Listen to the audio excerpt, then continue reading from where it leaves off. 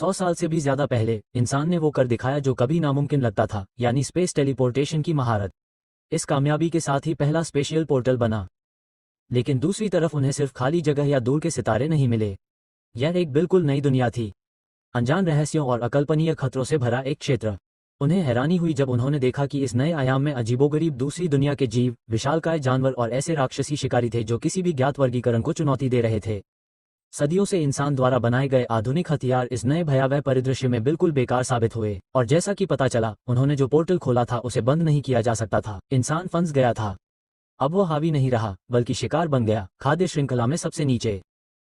पहले तो लोग बचने के लिए संघर्ष कर रहे थे, अपने आसपास मौजूद ताकतवर जीवों का शिकार बनने से बचने की पूरी कोशिश कर रहे थे। लेकिन जैसे किसी भी प्रजाति के विलुप्त होने का सामना होता है, अनुकूलन शुरू हो गया। सब कुछ बदल गया जब एक इंसान ने अकल्पनीय काम करने की हिम्मत की। उसने एक विदेशी जानवर का मांस खाया। उसके शरीर में एक अजीब परिवर्तन हुआ, जिससे एक आनुवंशिक विकास हुआ जिसने उसे ऐसी शक्तियां प्रदान की जो पहले मानव जाति के लिए अज्ञात थीं। इस खोज ने एक नई उत्तरजीविता रणनीति का नेतृत्व किया, इन राक्षसों का शिकार करना, उनकी आत्माओं को पकड़ना और उन्हें मानव शरीर में मिलाना। हर सफल विलय के साथ लोग मजबूत होते गए। एक सदी के दौरान इस क्रूर विकास ने मानवता को नया रूप दिया। आत्माओं के विलय और आनुवंशिक उत्परिवर्तन के माध्यम से कुछ व्यक्ति इतने शक्तिशाली हो गए कि उन्हें देवताओं के रूप में पूजा जाने लगा। इस निर्दयी दुनिया में, जहां केवल मजबूत लोग ही बचते थे और कमजोर नष्ट हो जाते थे, दिव्य विकास का युग शुरू हो गया था। ये दुनिया आज देवताओं की शरण के रूप में जानी जाती है। इस खतरनाक क्षेत्र में हैंसन नाम का एक युवक रहता है। हालांकि उसकी शक्तियां अभी भी निष्क्रिय हैं, लेकिन उसका जीवन पहले से ही संघर्ष से भरा हुआ है। वॉल्ट नामक एक आश्रय में आने के बाद से उसे केवल 1 महीना हुआ है, लेकिन उस छोटे से समय में उसने दुश्मन बना लिए हैं। उसका अपराध उन जानवरों की आत्माओं का दावा करना जिन्हें दूसरों ने अपने लिए चुना था, शिकारियों के बीच जीवित रहने के अलिखित नियमों को तोड़ना। कुछ लोगों के लिए उसकी हरकतें शर्मनाक हैं, मौत के लायक हैं। लेकिन यहाँ नैतिकता एक विलासिता है। देवताओं की शरण में जीवित रहना ही एकमात्र नियम है। मारना या मरना, विकसित होना या भस्म होना। और हैंसेन के लिए दांव सरल हैं।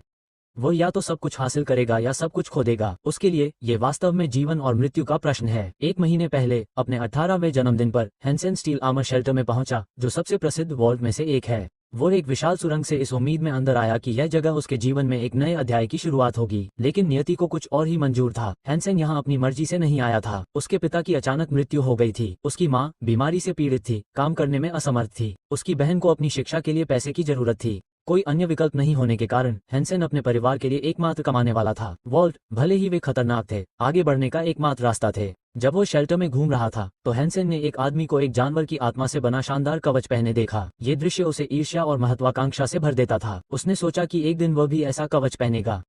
अचानक उसकी बाईं आंख में तेज दर्द हुआ, एक आंख जो उसे हमेशा से परेशान करती थी। दर्द बढ़ता गया और वो भ्रमित और भयभीत हो गया। आगे क्या होने वाला है, यह न जानते हुए वह चलता रहा। वो एक गली में मुड़ा और वहां उसके सामने एक विशालकाय राक्षस खड़ा था जो उसके रास्ते में था। हैंसेन ठिठक गया। उसे एहसास हुआ उसकी आंख में दर्द का कारण शायद ये जानवर हो सकता है। उसके अंदर क्रोध भड़क उठा। उसने राक्षस को शहर में घुसने की हिम्मत करने के लिए कोसा। बिना किसी हिचकिचाहट के हैंसेन ने अपनी तलवार निकाली। उसने एक ही निर्णायक गति से आगे बढ़कर अपनी पूरी ताकत और सटीकता से अपनी तलवार उस जानवर की ओर बढ़ाई। राक्षस को घात लगाए होने का पता नहीं था, इसलिए वो समय पर नहीं रुक सका। हैंसेन की तलवार ने अपना निशाना साधा। जानवर से दर्द की एक दहाड़ निकली, जिससे देखने वाले चौंक गए। वे हैरान रह गए जब उस जवान ने राक्षस को पीछे से वार किया था। इस तरह से हैंसेन की यात्रा शुरू होती है, एक युवा योद्धा जो विकास, संघर्ष और शक्ति की निरंतर खोज से शासित दुनिया में अपना रास्ता बना रहा है।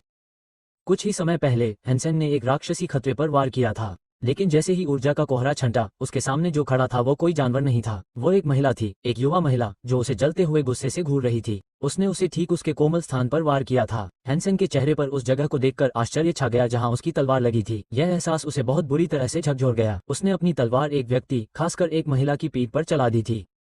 आसपास खड़े लोगों में खलबली मच गई। फुसफुसाहट एक सुनाई देने वाली कोलाहल में बदल गई जब सभी ने पहचान लिया कि वो महिला कौन थी। श्वान, पूरे स्टील आर्मर शेल्टर की सबसे प्रभावशाली महिला। एक पल के लिए भारी खामोशी छा गई, जो खिलखिलाहट और संयमित हंसी के फव्वारों से टूट गई। इकट्ठा हुए शिकारी उस युवक का मजाक उड़ाए बिना नहीं रह सके। ये स्पष्ट था कि उसे नहीं पता था कि कुछ शिकारी जानवरों में बदलने की क्षमता रखते हैं। ऐसी गलती उसे सब कुछ दे सकती थी। श्वान धीरे से उसकी ओर बढ़ी, उसकी आंखें गुस्से से जल रही थीं। स्टील की तरह तीखी आवाज में उसने जानना चाहा कि वह क्या सोच रहा है। उसके शब्द भीड़ में गूंज उठे, जिससे कोई शक नहीं रह गया कि यह कोई साधारण फटकार नहीं थी। ये युद्ध की घोषणा थी। कुछ ही देर में शक्तिशाली शिकारियों ने हैंसेन को घेर लिया। उनके उपहास जल्दी ही धमकियों में बदल गए। उनमें से एक ने उसे घुटनों पर लात मारी और संदेश स्पष्ट था, वो आसानी से नहीं जाने वाला था। शाह आगे बढ़ी और अपनी स्थिति स्पष्ट कर दी। हैंसन की मदद करने की हिम्मत करने वाले को उसका दुश्मन माना जाएगा। स्टील कवच आश्रय में उसका पूर्ण अधिकार था। क्रोधित शिकारी हैंसन पर झुक गए और उससे उसके किए का स्पष्टीकरण मांगने लगे। उनके लिए उसने उनकी देवी पर हमला किया था। हैंसन कांप रहा था और अपना सिर पकड़ रहा था। वह डर से कांप रहा था। जो कुछ हुआ था उसकी सच्चाई आखिरकार उसके दिमाग में उतर गई। उसने सोचा, ये सच नहीं हो सकता, यह एक दुस्वप्न रहा होगा। लेकिन जागने का कोई रास्ता नहीं था। कुछ दिनों बाद हैंसन ने खुद को स्टील आर्मर शेल्टर के बाहर एक चट्टानी पहाड़ी नदी के किनारे बैठा पाया। वो एक बड़े कीड़े के शव को काट रहा था, जो उसके शिकार की एक लंबी कतार में एक और था। उसकी हरकतें साफ, अभ्यास और कुशल थीं। कुछ ही सेकंड में उसने उस कीड़े के बाहरी कठोर खोल को उतार दिया और उसके अंदर का मांस खाना शुरू कर दिया। यह अब तक का 13वां कीड़ा था जिसे उसने खाया था। सिस्टम इंटरफेस ने उसे बताया कि उसे 10 रैंडम जीन पॉइंट मिले हैं, लेकिन एक बार फिर कोई भी सोल नहीं था। हैंसन हताशा में कराह उठा। उसने जितने भी जीव खाए थे, उसके बावजूद उसका विकास रुक गया था। वो परिवर्तन के पहले चरण से नहीं गुजरा था और न ही उसे एक उचित आत्मा मिली थी। अगर चीजें इसी तरह चलती रहीं तो वह कभी भी उस पद तक नहीं पहुंच पाएगा जिसके लिए वह इतनी बेसब्री से प्रयास कर रहा था। निराशा उस पर भारी पड़ रही थी। उसने अपना सिर पकड़ लिया। उसका दिमाग घूम रहा था। सच्चाई निर्विवाद थी। आनुवंशिक विकास की प्रक्रिया में निम्न स्तरीय प्राणियों के मांस का कोई मूल्य नहीं था। स्टील आर्मर शेल्टर में आए उसे 1 महीना हो गया था। फिर भी उसका शरीर पूरी तरह से ठीक नहीं हुआ था। उसने ताकतवर राक्षसों का शिकार करने के बारे में भी सोचा था, लेकिन आखिरी बार जब उसने कोशिश की तो वो मुश्किल से अपनी जान बचा पाया। वो याद उसे सताती रही। खून से लथपथ और टूटा हुआ वह ठीक होने के लिए वापस शेल्टर में लौट आया था। घाव भर गए थे, लेकिन उसका आत्मविश्वास नहीं गया था। शायद उसने सोचा था कि अगर वह ज्यादा अनुभवी शिकारियों के साथ जुड़ जाता तो उसकी सफलता की संभावना बढ़ जाती, लेकिन इससे पहले कि वो कोई फैसला ले पाता, फिर से वही हो गया। उसकी बाईं आंख में वही पुराना दर्द फिर से होने लगा। ये हमेशा की तरह ही था। जब भी कोई ताकतवर जानवर पास आता तो दर्द उसकी मौजूदगी का संकेत देता। उसके चारों ओर अंधेरा एक अजीब सुनहरी चमक में बदल गया। रोशनी तेज होती गई और धीरे धीरे पास आ रही थी। हैंसन की धड़कनें तेज हो गईं। किस तरह का प्राणी इतनी चमक बिखेर रहा है? फिर उसने उसे देखा, एक बड़ा काला भरिंग, किसी भी कीड़े से अलग जिसका उसने सामना किया था। उसका आकार और आभा अद्भुत थी। सिस्टम उसके आनुवंशिक मूल को नहीं पहचान पाया। हैंसन को तुरंत पता चल गया कि यह कोई आम कीड़ा नहीं है। सांस रोककर हैंसन छिप गया।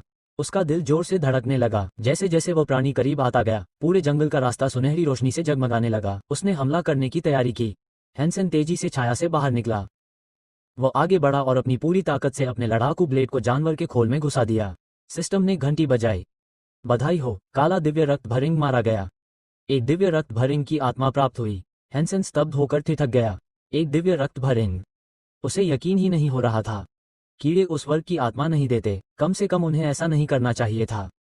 जानवरों के 4 ज्ञात वर्गीकरण थे: सामान्य, आदिम, उत्परिवर्ती और दिव्य रक्त। आखिरी सबसे दुर्लभ और सबसे अधिक मांग वाला था। दिव्य रक्त प्राणियों को लगभग पौराणिक माना जाता था और स्टील कवच आश्रय जैसी खतरनाक जगह पर भी ऐसे वध अविश्वसनीय रूप से दुर्लभ थे। एक हाथ पर गिनने योग्य। प्रत्याशा से कांपते हुए हैंसन ने अपनी स्थिति प्रोफाइल खोली। ये सच था। उसे एक अज्ञात दिव्य रक्त भरिंग से आत्मा को बांधने वाला कवच, एक उपहार मिला था। एक ऐसी दुनिया में जहां जीवित रहने का मतलब इंसान से बढ़कर कुछ बनना था। हैंसन ने सच्चे विकास की ओर पहला कदम बढ़ाया था। हैंसन को यकीन नहीं हो रहा था। उसकी लंबे समय से प्रतीक्षित इच्छा उसकी कल्पना से कहीं ज्यादा जल्दी पूरी हो गई थी। मारे गए काले भरिंग का शरीर बहुत तेजी से चमकने लगा। लाश से ऊर्जा का एक चमकीला स्तंभ निकला, जो अविश्वसनीय गति से उसकी ओर दौड़ा। जैसे ही वो उसके पास पहुंचा, ऊर्जा की किरणें अनगिनत चमकती लताओं में बदल गईं। हर लता हवा में प्रकाश से बने सांपों की तरह लहरा रही थी। वे उसे घेर लेती थीं और उसके शरीर को छू लेती थीं। अगले ही पल लताओं ने उसे कसकर लपेट लिया और उसे चमकदार कुंडलियों में लपेट लिया। वो एहसास गर्म और अजीब तरह से सुखद था। फिर बदलाव आया। उसकी आंखों के सामने उसका शरीर चमकीले सुनहरे कवच में लिपटा हुआ था। उसकी त्वचा पर चमकते दिव्य इस्पात की प्लेटें बन गईं, जो जीवित धातु की तरह अपनी जगह पर बंधी हुई थीं। कुछ ही सेकंड में हैंसन पूरी तरह से बदल गया। अब वो सिर्फ एक इंसान नहीं था, बल्कि एक योद्धा था, जिसके पास शानदार दिव्य पशु कवच था। वो हवा में उछला, ये देखकर हैरान रह गया कि कवच के भारी होने के बावजूद वह कितना हल्का और फुर्तीला महसूस कर रहा था। उसकी ताकत, तरलता, हर चीज उसके अनुभव से परे थी। ये स्टील आर्मर शेल्टर में शिकारियों द्वारा पहने जाने वाले आदिम कवच से कहीं अधिक उन्नत था। हैंसन को इस पर विश्वास नहीं हो रहा था। इतने लंबे समय से वह केवल दूर से ही ऐसे उपकरणों की प्रशंसा करता आया था, उन लोगों से ईर्ष्या करता था जो इसे लेने के लिए पर्याप्त मजबूत थे, और अब वो खुद इसे पहन रहा था। इसकी ताकत का परीक्षण करने के लिए उत्सुक हैंसन एक विशाल पत्थर के पास गया। उसने अपना हाथ उठाया और वार किया। एक ही वार में पत्थर टुकड़ों में टूट गया। वो अपनी ताकत से विस्मित खड़ा था। उसका दिल उत्साह से धड़क रहा था। बाद में स्टील आर्मर शेल्टर में अपने कमरे में वापस हैंसन उबलते सूप के बर्तन के सामने बैठा। हालांकि मारे गए राक्षसों का मांस बहुत खराब था, लेकिन उसने उसे बर्बाद करना एक अपराध माना। इस दुनिया में संसाधन बहुत कीमती हैं। उसने अपने होलोग्राफिक इंटरफेस को सक्रिय किया। उसे ये देखकर आश्चर्य हुआ कि उस दिव्य काले भरिंग के मांस ने उसे 6 दिव्य जीन पॉइंट दे दिए थे, जो उसकी उम्मीद से कहीं ज्यादा थे। वो मुस्कुराया। इतने शक्तिशाली जानवर से बने सूप के कटोरे से उसकी शारीरिक शक्ति निश्चित रूप से बढ़ती ही जाएगी। जैसे ही उसने शोरबा मिलाया, उसका ध्यान भरिंग के अवशेषों के अंदर किसी चीज पर गया जो उसने पहले कभी नहीं देखी थी। अवशेषों के अंदर एक छोटा चमकता हुआ गोला था। उसमें रहस्यमयी रोशनी थी। ये कीड़े की शारीरिक रचना का हिस्सा नहीं था। उत्सुकतावश हैंसन ने उसे ध्यान से देखा। वो लगभग जीवित लग रहा था। उसके बगल में एक मजबूत पिंजरे में एक बंदी विदेशी राक्षस था। हैंसन ने सोचा कि वो अभी भी सो रहा है, लेकिन वो गलत था। बिना किसी चेतावनी के कमरे में एक गीली फुहार गूंज उठी। एक पल में उस प्राणी ने अपनी लंबी जीभ निकाली और हैंसन के हाथ से चमकता हुआ गोला छीन लिया। चौंक कर और गुस्से में हैंसन पिंजरे के पास गया और उसे जोर से हिलाया। इसे वापस दो, वो चिल्लाया, लेकिन राक्षस ने उसकी बात अनसुनी कर दी। उसने गोले के छेद को निगल लिया। फिर सन्नाटा। एक पल के लिए हैंसन को आश्चर्य हुआ कि क्या प्राणी ने खुद को मार डाला है, लेकिन उसके विचार तब टूट गए जब एलियन हिंसक रूप से कांपने लगा। उसकी त्वचा के नीचे से एक चमकीली हरी चमक रिस रही थी। उसका शरीर तेजी से फूल रहा था, पिंजरे की लोहे की सलाखों से दब रहा था। धातु कराह उठी, फिर टूट गई। हड्डियों को कंपा देने वाली दहाड़ के साथ प्राणी ने पिंजरे को तोड़ दिया और हैंसन पर हमला कर दिया। सहज प्रतिक्रिया देते हुए हैंसन ने अपना ब्लेड निकाला। संघर्ष छोटा लेकिन क्रूर था। एक आखिरी हताश चाल में हैंसन ने अपनी पूरी ताकत से वार किया। ब्लेड अंदर तक धंस गया और प्राणी एक क्रूर चीख के साथ गिर पड़ा। हाफते हुए हैंसन उस छटपटाती लाश के ऊपर खड़ा हो गया, जो लगभग मौत के करीब पहुंच चुकी थी। एक सिस्टम प्रॉम्प्ट चमक उठा। आदिम हरी छिपकली मर गई। आत्मा प्राप्त नहीं हुई। मांस और रक्त आदिम जीन में यादृच्छिक वृद्धि दे सकते हैं। 1 से 10 अंक। हैंसन ने भौहें सिकोड़ी। एक आदिम वर्ग का जानवर। ये समझ में नहीं आया। गोला खाने से पहले राक्षस बहुत कमजोर था। मोती के कारण ही वह तेजी से विकसित हुआ होगा, ये बात तो साफ थी। उत्सुक और सतर्क हैंसन ने शरीर का विच्छेदन किया और उसके अंदर से चमकता गोला निकाला। उसने उसे अपने हाथ में लेकर सोचा, अगर यह एक छोटे से प्राणी को चंद सेकंड में एक खतरनाक खतरा बना सकता है, तो यह उसका क्या कर सकता है। ये तय करके उसने मोती को अपने होठों से लगा लिया। यह वो उत्प्रेरक हो सकता था जिसकी उसे अंततः सत्ता में आने के लिए जरूरत थी। उधर स्टील आर्मर शेल्टर के अंदर एक गर्मागर्म पारिवारिक बहस चल रही थी। हैंसन की माँ और उसकी बेटी असंतुष्ट रिश्तेदारों के सामने बैठी थीं। कमरे में तनाव भरा हुआ था। विवाद एक कड़वे विषय पर केंद्रित था, पिछली पीढ़ी द्वारा छोड़ी गई विरासत। ये सब हैंसन की माँ के हाथों में आ गया था और हर कोई इस बात से खुश नहीं था। हैंसन के घर में माहौल तनावपूर्ण हो गया था। उसके रिश्तेदार इकट्ठा हुए थे और उसकी मां पर विरासत में अपना कथित हिस्सा वापस करने का दबाव डाल रहे थे। उन्होंने कहा कि अगर वो ऐसा करती हैं, तो उन्हें अपनी बेटी के साथ घर में अकेले रहने दिया जाएगा। हैंसन के दूसरे चाचा आगे आए और तर्क दिया कि उन्हें घर से काफी समय से फायदा हो रहा है। अब सभी उत्तराधिकारियों के बीच संपत्ति का समान रूप से बंटवारा करने का समय आ गया था। पहले चाचा ने पूरी सहमति से अपनी बात रखी, लेकिन उनका स्वर कड़वा था। उन्होंने शिकायत की कि उनके परिवार को विरासत में कुछ भी नहीं मिला, हालांकि उनका उस पर उतना ही अधिकार था। वहां मौजूद महिलाओं में से एक ने सोच समझकर प्रस्ताव रखा। उसने कहा कि घर की कीमत 30 लाख है और उसने प्रत्येक पक्ष को 10 लाख देने का प्रस्ताव रखा, लेकिन घर उसके लिए छोड़ दिया। लेकिन मामा हैंसन की आवाज कांप रही थी जब उन्होंने बताया कि उनके पास 20 लाख नहीं है, वे गरीब हैं। अगर घर बिक गया तो वो और बच्चे बेघर हो जाएंगे। चाचा का चेहरा हताशा से विकृत हो गया। उन्होंने जवाब दिया कि केवल वही समस्याएं नहीं झेल रही हैं, उनके बच्चों ने उनके बच्चों के विपरीत शिक्षा भी नहीं ली है। अब उन्हें पैसे की सख्त जरूरत है। ये समझकर कि बातचीत का कोई नतीजा नहीं निकल रहा है, उस आदमी ने उसे एक अल्टीमेटम दिया, या तो घर बेच दो या फिर उसे कोर्ट में घसीट लो। इसके साथ ही रिश्तेदार चले गए। मम्मर हैंसन पोर्च पर चुपचाप बैठी थी। उसके विचारों में निराशा घर कर गई थी। वह घिसे हुए फर्श को देख रही थी। उसका दिल भारी था। हैंसन गुस्से में था। वे उसके पिता के घर को उनसे छीनने की हिम्मत कैसे कर सकते हैं। उसे वो समय याद आया जब उसके पिता ने उन्हीं रिश्तेदारों की मदद की थी और उनके लाखों डॉलर के कर्ज चुकाए थे, और अब वे और ज्यादा मांगने की हिम्मत कर रहे थे। मम्मर हैंसन के गालों पर आंसू बह रहे थे। उसने सोचा कि उसके पति की मौत व्यर्थ में हुई थी, क्योंकि वो स्टार ग्रुप से अलग हो गई थी और अब वो अपने पीछे छोड़े घर को भी नहीं बचा सकती थी। उसकी लाचारी ने उसे तोड़ दिया। लेकिन हैंसन ने प्यार से उसके कंधे पर हाथ रखा। उसने उसे चिंता न करने को कहा। उसने पहले ही एक पेशेवर वकील से संपर्क कर लिया था जिसने उन्हें बचाने का वादा किया था। इस आश्वासन ने उसे उम्मीद की एक किरण दी। शायद वे अपना घर नहीं खोएंगे। फिर भी हैंसन अंदर ही अंदर उबल रहा था। वो इस बात से बहुत नाराज था कि उसके रिश्तेदार उसकी माँ और बहन को परेशान करने के लिए इतना नीचे गिर रहे हैं। उसने कसम खाई कि किसी न किसी तरह उन्हें इसका हिसाब देना ही होगा। इस बीच स्टॉवल स्टेशन पर transport hub steel armour shelter से जुड़ा हुआ था। लोग कांच के गलियारों से गुजर रहे थे। लाउडस्पीकर हवा में घोषणाएं गूंज रहे थे। राष्ट्रपति ने तीसरा विकास पूरा कर लिया है और भगवान की शरण के चौथे स्थान पर प्रवेश कर चुके हैं। एक अर्धदेव के दायरे के करीब पहुंच रहे हैं। हैंसन भीड़ के बीच खड़ा था। उसका मूड खराब था। उसने कुछ हासिल नहीं किया था, वो अभी भी बस जीवित रहने के लिए संघर्ष कर रहा था, जबकि अन्य अकल्पनीय ऊंचाइयों को छू रहे थे। एक और घोषणा हुई। एक प्रतिभाशाली व्यक्ति ने 100 के दिव्य जीन उत्परिवर्तन स्कोर के साथ दूसरे स्थान पर प्रवेश किया है। हैंसन को यकीन नहीं हो रहा था। 100 अंक, ऐसा पहले कभी नहीं सुना गया था। गाड़ी में बैठे हुए उसने खिड़की से बाहर देखा, तभी एक और आवाज आई। कल एक काउंसिल मेंबर ने असाधारण साहस दिखाया। एक योद्धा का पीछा करने के बाद उसने एक असमान लड़ाई लड़ी और विजयी हुआ, जिसमें उसने अपनी बेमिसाल युद्ध तकनीक दिखाई। ये बहुत ज्यादा था। उद्धरण चिन्ह। हैंसन को हार का एहसास हुआ, जैसे कि भाग्य उसका मजाक उड़ा रहा हो। अपनी पूरी कोशिशों के बावजूद सफलता हमेशा दूर की कौड़ी लगती थी। फिर भी उसने आत्मदया को दूर करने की कोशिश की। अब उसके पास क्रिस्टल था और उसके साथ एक मौका भी। हो सकता है कि वो 100 दिव्य जीन पॉइंट तक न पहुंच पाए। यह एक बहुत दूर का सपना था, लेकिन उसे अभी भी मूल जीन उत्परिवर्तन पर उम्मीद थी। कम से कम वो उसकी पहुंच के भीतर था। उसका लक्ष्य स्पष्ट था, हवाओं की घाटी की ओर बढ़ना। वहां वो बुनियादी विदेशी राक्षसों का शिकार करेगा। उसके पास कोई विकल्प नहीं था। उसे जल्दी से पैसे कमाने थे। घर को बचाने के लिए 2 मिलियन क्रेडिट। उसकी आंखों में आंसू आ गए। बोझ उस पर भारी था, लेकिन उसने अपनी मुट्ठियां भींच लीं। उसके पास रोने का समय नहीं था, उसे लड़ना था। अचानक उसकी सोच एक तेज गूंजती आवाज से टूट गई। उसने ऊपर देखा। आसमान में एक मेंटिस बहुत तेज गति से उसकी तरफ आ रहा था। हैंसन के होठों पर मुस्कान थी। उसे खुशी हुई कि उसने उसे पहले देख लिया। इन जीवों को पहचानना बहुत मुश्किल होता है। हालांकि इन्हें आदिम स्तर के जानवर माना जाता है, लेकिन इनकी गति बहुत तेज होती है। अच्छी बात यह रही कि इनकी रक्षा प्रणाली बहुत कमजोर थी, जिससे ये आसानी से निशाना बन जाते थे। हैंसन तुरंत हरकत में आ गया। वो आगे बढ़ा ताकि लड़ाई जल्दी से खत्म हो जाए। उसे लगा कि उस जीव का खून ही उसके अगले कदम के लिए काफी होगा। लेकिन मेंटिस ने अजीब हरकत की। अपने जैसे दूसरे जीवों की तरह भागने की बजाय वो उसके ऊपर मंडराता रहा। फिर अचानक अपने पैर फैलाए और सीधे उस पर हमला कर दिया। हैंसन की आंखें फटी की फटी रह गईं। ये सामान्य नहीं था। इससे पहले कि वो कुछ समझ पाता, मेंटिस ने जोरदार हमला कर दिया। हवा के हर वार के साथ मेंटिस के पंजे हैंसन के कवच पर जोर से वार करते, जिससे वो कुछ देर के लिए संतुलन खो देता। लड़खड़ाते हुए उसके मन में एक शंका सी उठी। क्या उसने उस प्राणी को कम करके आंका था? उसकी गति उसकी अपेक्षा से कहीं अधिक थी और उसके वार की ताकत ने उसे पूरी तरह से चौंका दिया।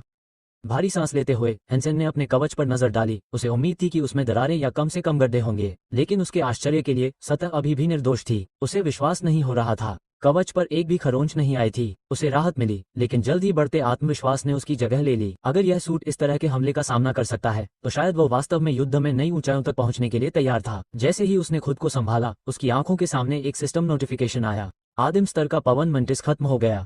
शिकार सफल। इस पुष्टि ने उसके बढ़ते संकल्प को और बढ़ावा दिया। उसने अपनी आंखें आसमान की ओर उठाईं और ठिठक गया। अब दर्जनों और पवन मंटिस उसके ऊपर मंडरा रहे थे। वे युद्ध की ओर आकर्षित थे। उनके पंख रोशनी में झिलमिला रहे थे, जिससे क्षेत्र में झुंड बनाते समय एक भयावह गुंजन पैदा हो रहा था। लेकिन हैंसन अपनी जमीन पर डटा रहा। अब उसे कवच पर भरोसा था। मौत अब उसे कोई खतरा नहीं लग रही थी। इस तरह की सुरक्षा से उसे कोई भी जानवर नहीं डरा सकता था। एक एक करके मेंटिस उस पर झपट्टा मार रहे थे। उनके पंजे चमक रहे थे, लेकिन उनके वार हानिरहित होकर वापस आ गए। उसकी रक्षा मजबूत थी। अपनी लड़ाकू तलवार निकालकर हैंसन ने हमलों की झड़ी लगा दी। उसकी हरकतें तरल थीं, उसके वार सटीक थे। ब्लेड ने किटिंग पर घातक दक्षता से वार किया, जैसे मेंटिस के गिरने के बाद। और भी सिस्टम संदेश आए। हत्या की पुष्टि हुई। आदिम स्तर की हवा मेंटिस को हराया गया। शिकार सफल। उसने 10वीं हत्या के बाद गिनती बंद कर दी। बहुत सारे थे। पंखों और अंगों का एक वास्तविक तूफान उसके चारों ओर घूम रहा था। फिर भी कोई उसे छू नहीं सका। एड्रेनालाइन और आत्मविश्वास से भरपूर हैंसन बिना किसी हिचकिचाहट के कीटों के झुंड पर हमला कर दिया। भटकती हवाओं की घाटी के प्रवेश द्वार पर एक नवागंतुक सावधानी से आगे बढ़ा। उसका नाम शूरो था, अमीर माता पिता का बेटा। वो इस इस्पात के बख्तरबंद आश्रय में नया था और यहाँ किसी को नहीं जानता था, लेकिन वह संतुष्ट था। खूबसूरत स्क्वाड लीडर शुवान के अधीन काम करना उसके लिए काफी था। अब उसे प्रभावित करने की उम्मीद में शूर एक उत्परिवर्ती प्राणी की तलाश में घाटी में दाखिल हुआ था, जिससे उसे इनाम मिल सकता था। वह घनी झाड़ियों के बीच चुपचाप आगे बढ़ता रहा, किसी दुर्लभ जानवर के संकेत के लिए आसपास के वातावरण को स्कैन करता रहा। आखिरकार वो एक बड़े मैदान में ठोकर खाकर गिर पड़ा और वहीं रुक गया। वहां कोई राक्षस नहीं था, केवल सन्नाटा था और खून की भारी गंध थी। इधर उधर देखते हुए वो बुदबुदाया, सभी पवन मंटिस कहाँ चले गए? घास लाल हो गई थी। खून के निशान मैदान में इधर उधर बिखरे हुए थे। यहाँ जो कुछ भी हुआ था वह हाल ही में हुआ था। शाओ ने युद्ध के मैदान का ध्यानपूर्वक निरीक्षण किया। खून की मात्रा और गिरे हुए प्राणियों की संख्या से उसने अनुमान लगाया कि यहाँ एक बड़े समूह ने शिकार किया था। लेकिन फिर उसने उसे देखा। मैदान के बीच में एक अकेला व्यक्ति हैंसन खड़ा था, जिसके चारों ओर पवन मंटिस के क्षत विक्षत शवों का पहाड़ था। शूर की आंखें चौड़ी हो गईं। उसके दिमाग ने जो देखा उस पर विश्वास करने से इनकार कर दिया। क्या यह आदमी अकेला था?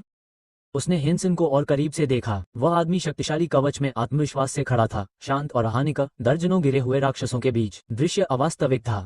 क्या तुमने सचमुच यह अकेले किया? शिरा ने अंत में अविश्वास में पूछा, या तुम्हें मदद मिली? क्योंकि मैं कल्पना नहीं कर सकता कि एक व्यक्ति यह सब कैसे कर सकता है।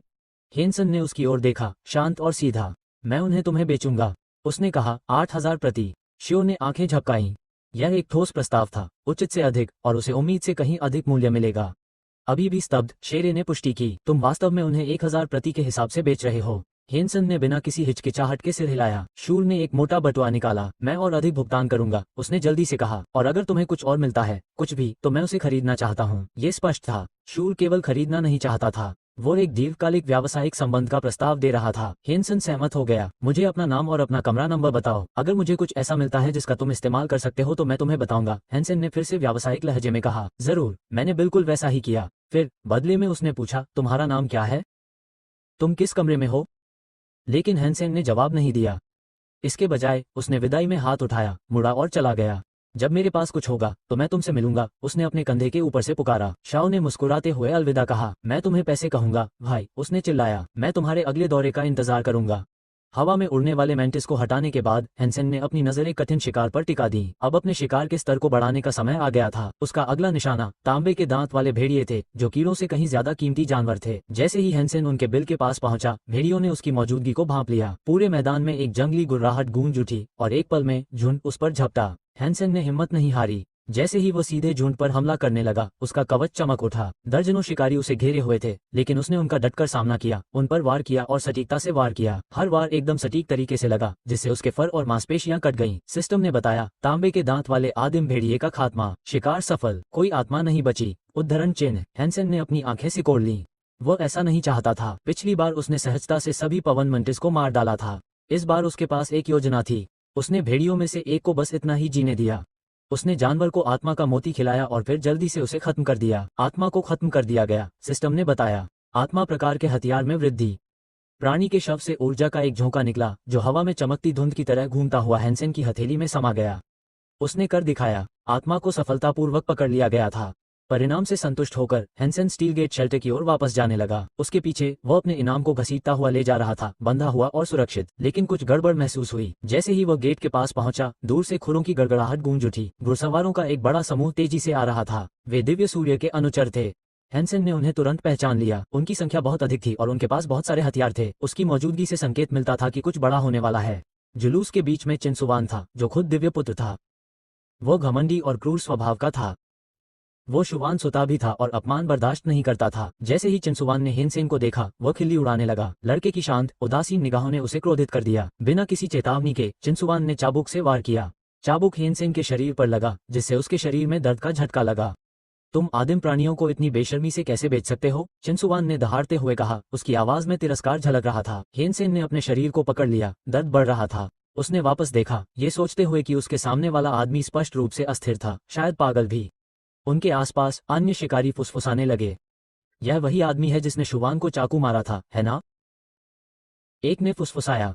भीड़ पहचान से कांप उठी। चिनसुवान ने सबको सुनाने के लिए अपनी आवाज ऊंची की। जो कोई भी इस आदमी के साथ व्यापार या मेलजोल रखेगा, उसे पछताना पड़ेगा। मेरी बात याद रखना। एक शिकारी ने वहां से गुजरते हुए उपहास किया। तुम खुशकिस्मत हो कि हम जल्दी में हैं। अगली बार मैं तुम्हें बुरी तरह पीटूंगा। हेनसेन ने कुछ नहीं कहा, चुपचाप उन सभी को पागल करार दे दिया। वह जानता था कि उसे क्या करना है। उसे और ताकत की जरूरत थी। जल्दी। आत्मा के क्रिस्टल को हाथ में लेकर वो स्टील के कवच वाले ठिकाने में अपने कमरे में वापस चला गया। वहां उसने अपने पकड़े गए जानवर को एक मजबूत पिंजरे में बंद कर दिया। उसने उस प्राणी का अध्ययन किया। उसका फर पॉलिश की हुई धातु जैसा लग रहा था, जो एक उत्परिवर्तित तांबे के दांत वाले भेड़िए का विशिष्ट रूप है। लेकिन कुछ अजीब था। इस भेड़िए का रंग अलग था और उसमें उतनी ताकत नहीं थी। यह अंतर क्यों?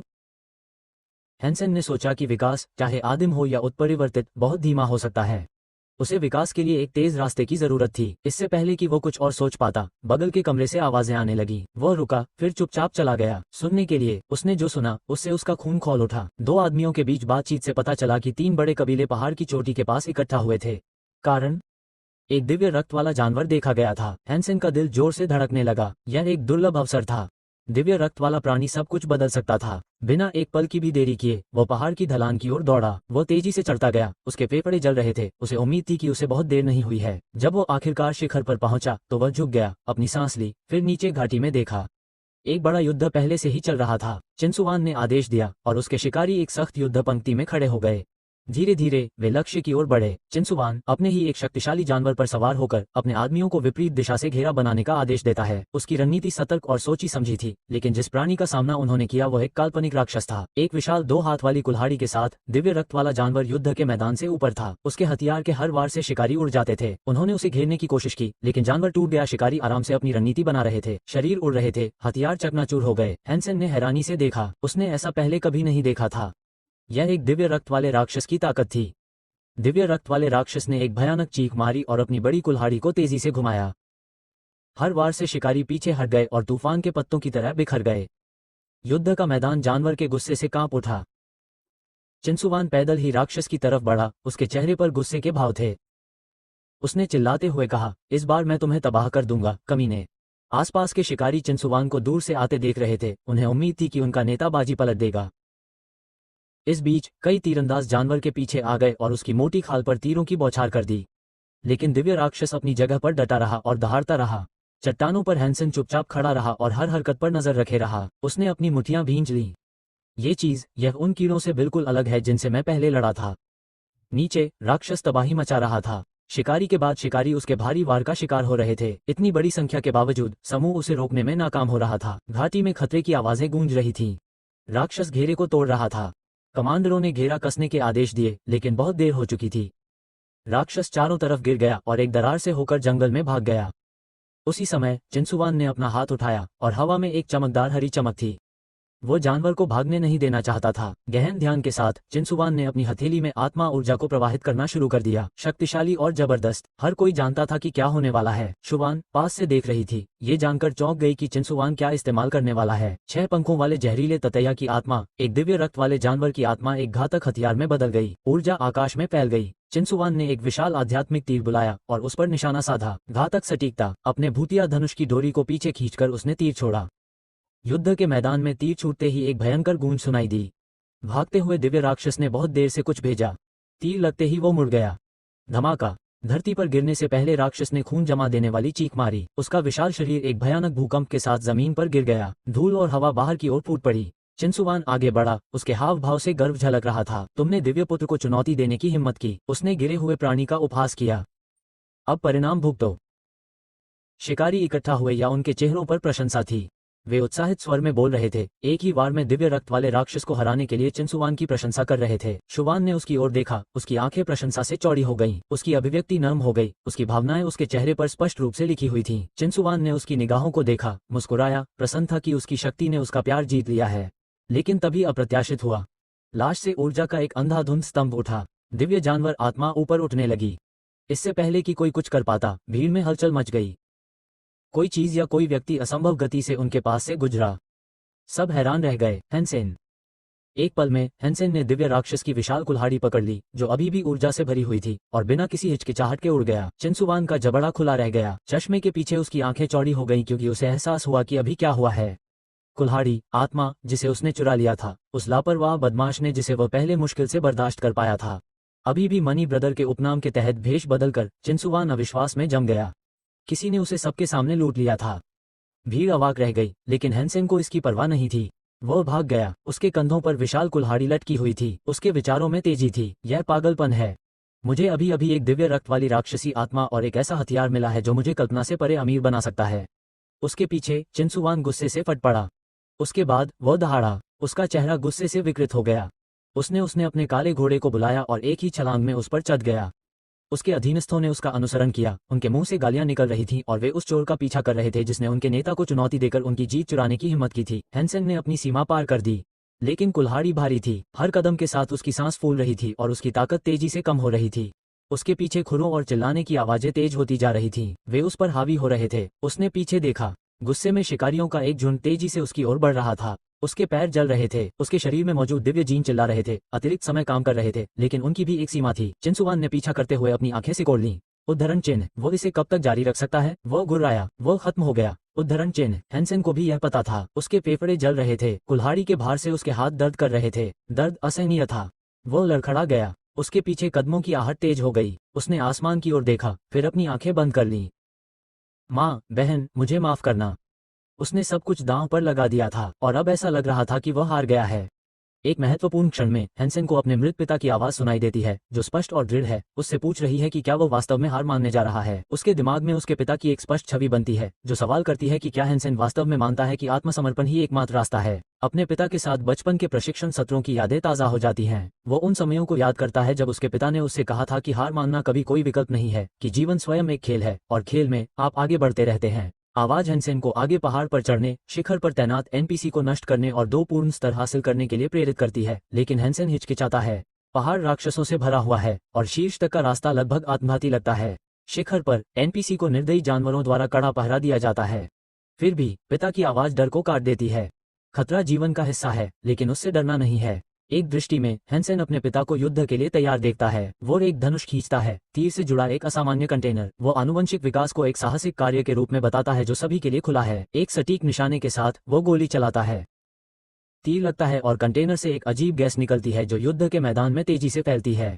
बिना किसी हिचकिचाहट के पिता अपनी लड़ाकू तलवार निकालता है और राक्षसों के झुंड पर हमला करता है। वो अविश्वसनीय कौशल के साथ लड़ता है, एक एक करके दुश्मनों को काटता है, तब तक आगे बढ़ता है जब तक कि रास्ता साफ नहीं हो जाता। शिखर पर पहुंचकर वो मिशन को पूरा करने के लिए तैयार होकर एनपीसी पर अपना हथियार तानता है। हैंसेन की ओर मुड़ते हुए पिता एक अंतिम पाठ पढ़ाता है। जीवित रहने के लिए जोखिम की आवश्यकता होती है। अगर हैंसेन कठिनाइयों से बचता है तो वह कभी कैसे आगे बढ़ सकता है। वो अपने बेटे को याद दिलाता है कि इस दुनिया में वास्तविकता की तरह इंसान खाद्य श्रृंखला में सबसे नीचे है।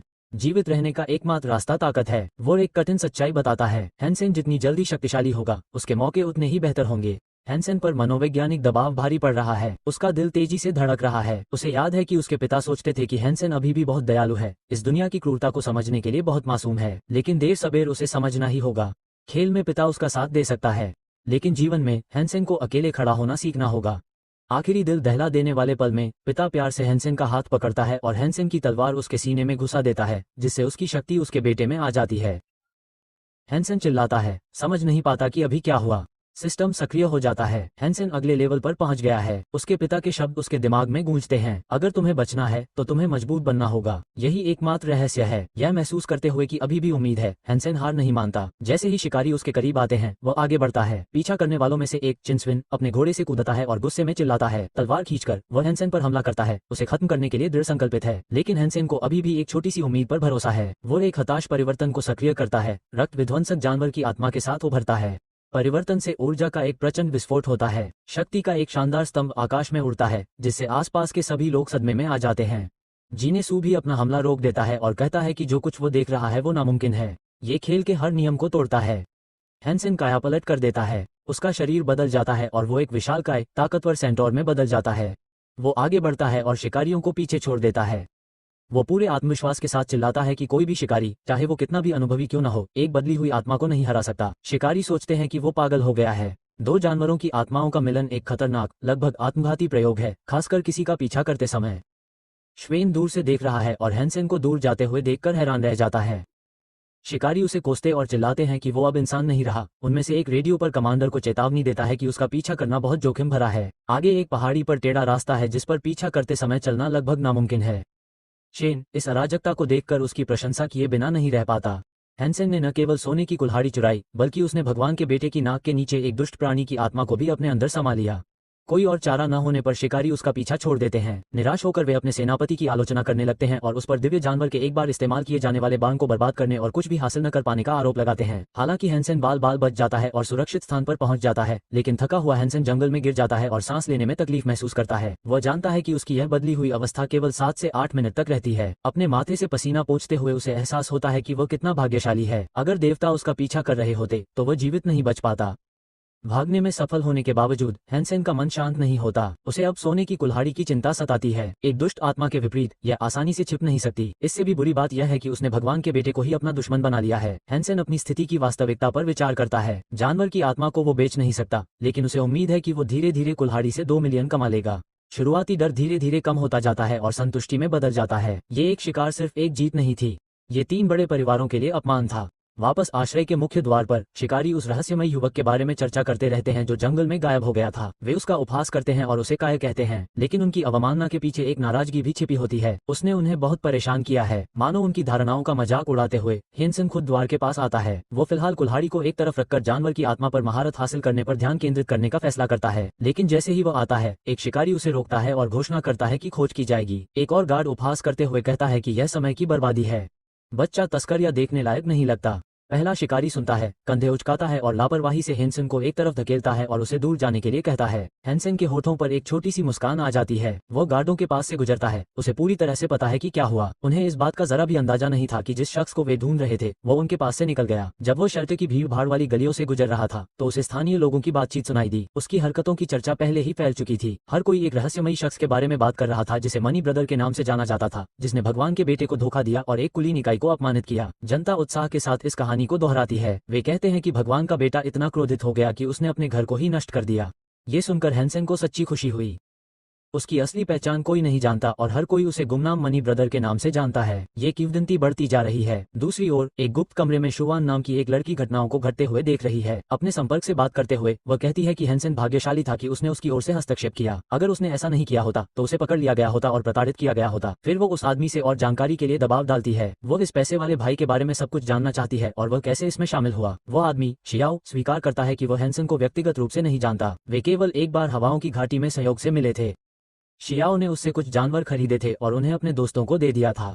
शुवान उसे दोष नहीं देती है, नहीं वो उसे सजा देना चाहती है। इसके बजाय वो उसे एक काम देती है, पैसे वाले भाई को अपना संदेश पहुंचाना। वो दिव्य जानवर की आत्मा और उसके हथियार दोनों के लिए अच्छी कीमत देने को तैयार है। शियाओ उत्सुकता से तैयार हो जाता है, लेकिन जाने से पहले शुवान उसे कड़ी चेतावनी देती है। उनकी मुलाकात एक रहस्य बनी रहेगी और इस बातचीत के बारे में फिर से बात नहीं की जाएगी। शहर से दूर पहाड़ी जंगलों के भीतर हेनसेन लगातार आगे बढ़ रहा है। सिस्टम उसे एक आदिम स्तर के हरे कई जानवर का शिकार करने के लिए बधाई देता है और उसे बताता है कि उसकी आत्मा अभी तक अवशोषित नहीं हुई है। फिर यह उसे एक विकल्प देता है, एक मूल जीन बिंदु प्राप्त करने के लिए जानवर के मांस को खाओ। हेनसेन आज्ञा का पालन करता है, धीरे धीरे मांस खाता है और अपने सिर पर रखे इनाम पर विचार करता है। वो अभी भी चिंतित है। उसे अभी तक उत्परिवर्तन जीन प्राप्त नहीं हुआ है और खतरे अभी टले नहीं हैं। अचानक उसे कुछ महसूस होता है। पास के एक तालाब के पास कुछ हलचल होती है। छाया में छिपा एक प्राणी उसे ध्यान से देख रहा है। फिर उसके पीछे एक शोर होता है। सहज रूप से हेनसेन मुड़ता है। अंधेरे से उभरता हुआ एक मानव आकृति है। जंगल शांत है और अजनबी द्वारा उठाया गया हर कदम सोच समझकर और डरावना है। चांद की पीली रोशनी के नीचे हेनसेन एक थके हुए युवक को देखता है। उसके कपड़े फटे हुए हैं और उसका शरीर मुश्किल से हिल पा रहा है। वो स्पष्ट रूप से किसी बड़ी घटना से गुजरा है और उसकी अचानक उपस्थिति हेनसेन को परेशान करती है। उसके कपड़े इतने फटे क्यों हैं? वो अकेला क्यों है? हेनसेन जोखिम नहीं लेता है। वो अपनी आवाज उठाता है, आदमी को रुकने का आदेश देता है। वो उसे आगे न जाने की चेतावनी देता है। आगे खून के प्यासे मगरमच्छ हैं। अजनबी ऊपर देखता है और पूछता है कि वो कहाँ है। फिर वो गौरव के अभयारण्य का रास्ता पूछता है। हेनसेन जवाब देता है कि उसने ऐसी जगह के बारे में कभी नहीं सुना। आसपास एक ही आश्रय है, स्टील का कवच। वह आदमी उलझन में उस आदमी का नाम दोहराता है और फिर बुदबुदाता है कि वो शायद गलत जगह पर चला गया है। कुछ देर की चुप्पी के बाद उसकी आवाज बदल जाती है। वो आदेश देने वाली आवाज में कहता है कि हेनसेन उसे गौरव के मंदिर तक ले जाए। यह उसकी हद पार कर देता है। हेनसेन तुरंत चिढ़ जाता है। उसे आदेश देने वाला यह आदमी कौन होता है? हेनसेन खुद तय करता है कि उसे क्या करना है और कहाँ जाना है। वो किसी और के आदेशों का पालन नहीं करने वाला है, खासकर किसी अजनबी के। नियंत्रित झुंझलाहट के साथ हेनसेन उस आदमी को दक्षिण की ओर जाने के लिए कहता है। अगर वो जल्दी करता है तो वह रात होने से पहले जंगल से बाहर निकल सकता है। हेनसेन अजनबी से किनारा करने की कोशिश करते हुए आत्मविश्वास से कहता है कि वह शिकार पर जा रहा है और उसके पास व्यर्थ की बातों के लिए समय नहीं है। उसे उम्मीद थी कि उसकी सीधी बात से वो आदमी वहां से चला जाएगा, लेकिन वो गलत है। अगले ही पल हेनसेन पर पीछे से एक जोरदार वार होता है। वार इतना जोरदार था कि वह हवा में कई मीटर ऊपर उछलकर जमीन पर गिर गया और उसका सिर एक पत्थर से टकराया। वो घबराया हुआ था, धीरे धीरे उठा, अपने सिर को पकड़ लिया। उसके अंदर गुस्सा उबल रहा था।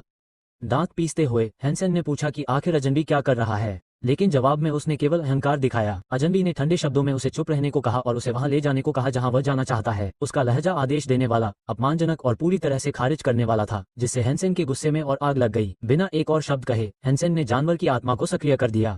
उसके हाथों में ऊर्जा की एक तेज लपट जल उठी जो एक चमकदार जादुई भाले का रूप ले लेती है। स्थिर आवाज में वो अजनबी को चेतावनी देता है कि उसके साथ कूड़े की तरह व्यवहार नहीं किया जाएगा। अजनबी ने खुद ये सब किया है। हेनसेन तेजी से वार करता है, भाले से कई तेज और सटीक वार करता है, लेकिन उसके आश्चर्य के लिए अजनबी हर वार को सहजता से चकमा देता है, अविश्वसनीय फुर्ती के साथ आगे बढ़ता है। फिर वह हेंसन की तकनीक का मजाक उड़ाता है और उसे बच्चों का खेल बताता है। अपनी खुद की जानवर जैसी आत्मा के बिना भी अजनबी हेंसन को कोई बड़ा खतरा नहीं मानता। फिर कुछ ऐसा होता है, अजनबी के हाथों में बहुत अधिक ऊर्जा होती है जो विनाशकारी शक्ति का एक सघन क्षेत्र है। वो उससे हमला करता है और एक क्रूर वार करता है। हेंसन उसे अपने जादुई भाले से रोकने की कोशिश करता है, लेकिन वार इतना जबरदस्त होता है कि भाला 2 टुकड़ों में टूट जाता है। हेंसन स्तब्ध होकर लड़खड़ा जाता है। कोई अपने नंगे हाथों से उसके भाले को कैसे नष्ट कर सकता है? अजनबी उस अनकहे सवाल का जवाब बहुत ही आत्मविश्वास के साथ देता है। वो बताता है कि वो प्राचीन मार्शल आर्ट का उपयोग करता है जो निष्क्रिय आनुवंशिक क्षमता वाली तकनीकों को अनलॉक करने में सक्षम है, जो परमाणु सम्मेलन के समान विस्फोटक शक्ति उत्पन्न करती है। यह एक ऐसा कौशल है जो केवल प्रशिक्षण के मध्य चरण में ही होता है। अजनबी हेंसन की ओर तिरस्कार पूर्वक हाथ उठाता है, उसे मूर्ख कहता है और उसे अंतिम चेतावनी देता है, उसे अभयारण्य में ले जाओ या मर जाओ। हेंसन भड़क जाता है, उसका गुस्सा ज्वालामुखी की तरह फूट पड़ता है। यह आदमी खुद को समझता क्या है? हेंसन दहाड़ता है कि अगर अजनबी को रास्ता चाहिए तो एल से कहो, लेकिन रास्ता सीधे नरक की ओर जाता है। एक पल में हेंसन बदल जाता है और अपने दिव्य पशु आत्मा कवच को पहन लेता है। सूट में ताकत और खतरा झलकता है। वो बिजली की गति और क्रूर ताकत से हमला करता है, लेकिन फिर भी अजनबी हर हमले को शांति से टाल देता है। फिर पोजीशन में आकर अजनबी करीब से एक मुक्का मारता है। ये हेंसन के कवच से टकराता है, जिससे एक ऊर्जा निकलती है जो दोनों सेनानियों को अलग कर देती है। ये संघर्ष इतना भयंकर है कि युद्ध के मैदान में भयंकर तूफान जैसा कुछ होता है। हेंसन अभी भी होश में है, अविश्वास से देखता है। यहाँ तक कि दिव्य पशु की आत्मा से बना उसका कवच भी नुकसान पहुंचा रहा है। ऐसा संभव नहीं होना चाहिए। अजनबी हंसने लगता है, उसकी आवाज गुस्से और ईर्ष्या से भरी हुई है। उसे एहसास होता है कि हेंसन ने दिव्य पशु आत्मा कवच पहना हुआ है। कवच बर्फ की मांसपेशियों और जैड की हड्डी जैसी तकनीकों को सहने के लिए काफी मजबूत है। ये तथ्य ही उसे क्रोधित करता है। उसकी आवाज में जहर भरकर वो आदमी कहता है कि हेंसन ऐसे पवित्र उपकरण पहनने के लायक नहीं है। वो मांग करता है कि कवच तुरंत उसे सौंप दिया जाए। बिना किसी हिचकिचाहट के वो फिर से हमला करता है, इस बार और भी ज्यादा ताकत के साथ। हेंसन अगले वार से पस्त हो जाता है। अजनबी के वार बहुत तेज होते हैं, हर वार से ऐसा लगता है कि वह टूट जाएगा। फिर उसे पैर से पकड़कर अजनबी उसे उठाता है और विनाशकारी बल से जमीन पर पटक देता है। दर्द असहनीय है, हेंसन चिल्लाता है। उसके ऊपर खड़ा अजनबी ठंडे स्वर में उपहास करता है। वो घोषणा करता है कि एक कमजोर व्यक्ति हमेशा कमजोर ही रहता है, चाहे उसे कितनी भी शक्ति दी जाए। वो हेंसन का मजाक उड़ाता है कि उसने शांति से कवच नहीं छोड़ा, लेकिन फिर सब कुछ बदल जाता है। हेंसन के शरीर से शक्ति का एक प्रवाह फूट पड़ता है। एक चमकती हुई चमक में वो बदल जाता है, एक नए स्तर पर पहुंच जाता है। जो ऊर्जा फूटती है वो कच्ची, अस्थिर और हिंसक होती है। एक ही झटके में वो अजनबी के सिर पर एक जोरदार वार करता है। अजनबी अचानक से लड़खड़ा जाता है। उसे पहली बार दर्द का एहसास होता है, बहुत तेज दर्द। उसके चेहरे पर अहंकार से लेकर अविश्वास तक के भाव आ जाते हैं। हेंसन का खून खौल उठता है, उसके अंदर पनप रहा गुस्सा आखिरकार फूट पड़ता है और उसे पूरी तरह से अपनी चपेट में ले लेता है। उसकी आंखें गुस्से से जल उठती हैं। रेल की लड़ाई अभी शुरू ही हुई है। हेंसन हवा में तैर रहा है, उसके शरीर से अब एक शक्तिशाली ऊर्जा क्षेत्र निकल रहा है। उसका परिवर्तन पूरा हो चुका है और वह नीचे दुश्मन को ठंडे मन से देखता है। ठंडी आवाज में वह अजनबी के भाग्य की घोषणा करता है। उसे आज मरना तय है। कभी आत्मविश्वासी और अहंकारी रहा अजनबी अब डरकर ऊपर देखता है। उसे बहुत देर से एहसास होता है कि उसने एक बड़ी गलती कर दी है। उसके सामने अब पहले जैसा हेंसन नहीं रहा। दिव्य राक्षस की आत्मा को अपने अंदर समेटकर हेंसन एक विनाशकारी हमला करता है। उसके चारों ओर की ऊर्जा आकार लेती है और एक विशालकाय एलियन प्राणी के भयावह रूप में बदल जाती है। फिर एक चमकती रोशनी में हेंसन हमला करता है। अजनबी अपने बचाव में अपनी पूरी ताकत झोंक देता है, हर तरह के हुनर का इस्तेमाल करता है, लेकिन ये काफी नहीं है। जानवर की आत्मा की जबरदस्त ताकत उसके रास्ते में आने वाली हर चीज को कुचल देती है। अजनबी जमीन पर गिर जाता है। स्तब्ध, वो मुश्किल से प्रतिक्रिया कर पाता है कि हेंसन उस पर हमला करता है, बार बार वार करता है। हर वार क्रूर होता है, जिसमें हेंसन के अब तक दबाए हुए गुस्से और अपमान से भरा होता है। अजनबी की सुरक्षा ध्वस्त हो जाती है, वार के बाद वार की बौछार होती है। हेंसन क्रोध से भरे विनाश की एक निर्दयी शक्ति बन गया है। उसका प्रतिद्वंद्वी अब टूटा हुआ और असहाय आखिरकार अपनी हार स्वीकार करते हुए दया की भीख मांगता है, लेकिन बहुत देर हो चुकी होती है। फिर सन्नाटा छा जाता है। लड़ाई खत्म हो चुकी होती है। हेंसन बेजान शरीर को देखता है, जोर से सांस लेता है। उसे एक ठंडा एहसास होता है, उसने एक आदमी को मार डाला है। जीवन में पहली बार युद्ध की तीव्रता कम हो जाती है और उसे सदमा लगता है। वो जमीन पर गिर जाता है और अपने किए के बोझ तले घुटने टेक देता है। अब भी हेंसन को यह सब समझ नहीं आता। उसका दुश्मन बहुत ताकतवर था, बहुत ताकतवर। अगर उस आदमी के पास कोई दिव्य आत्मा होती तो हेंसन बच नहीं पाता। जीत के बावजूद उसका कवच टूट चुका था और शरीर भी बुरी तरह से झुलस गया था।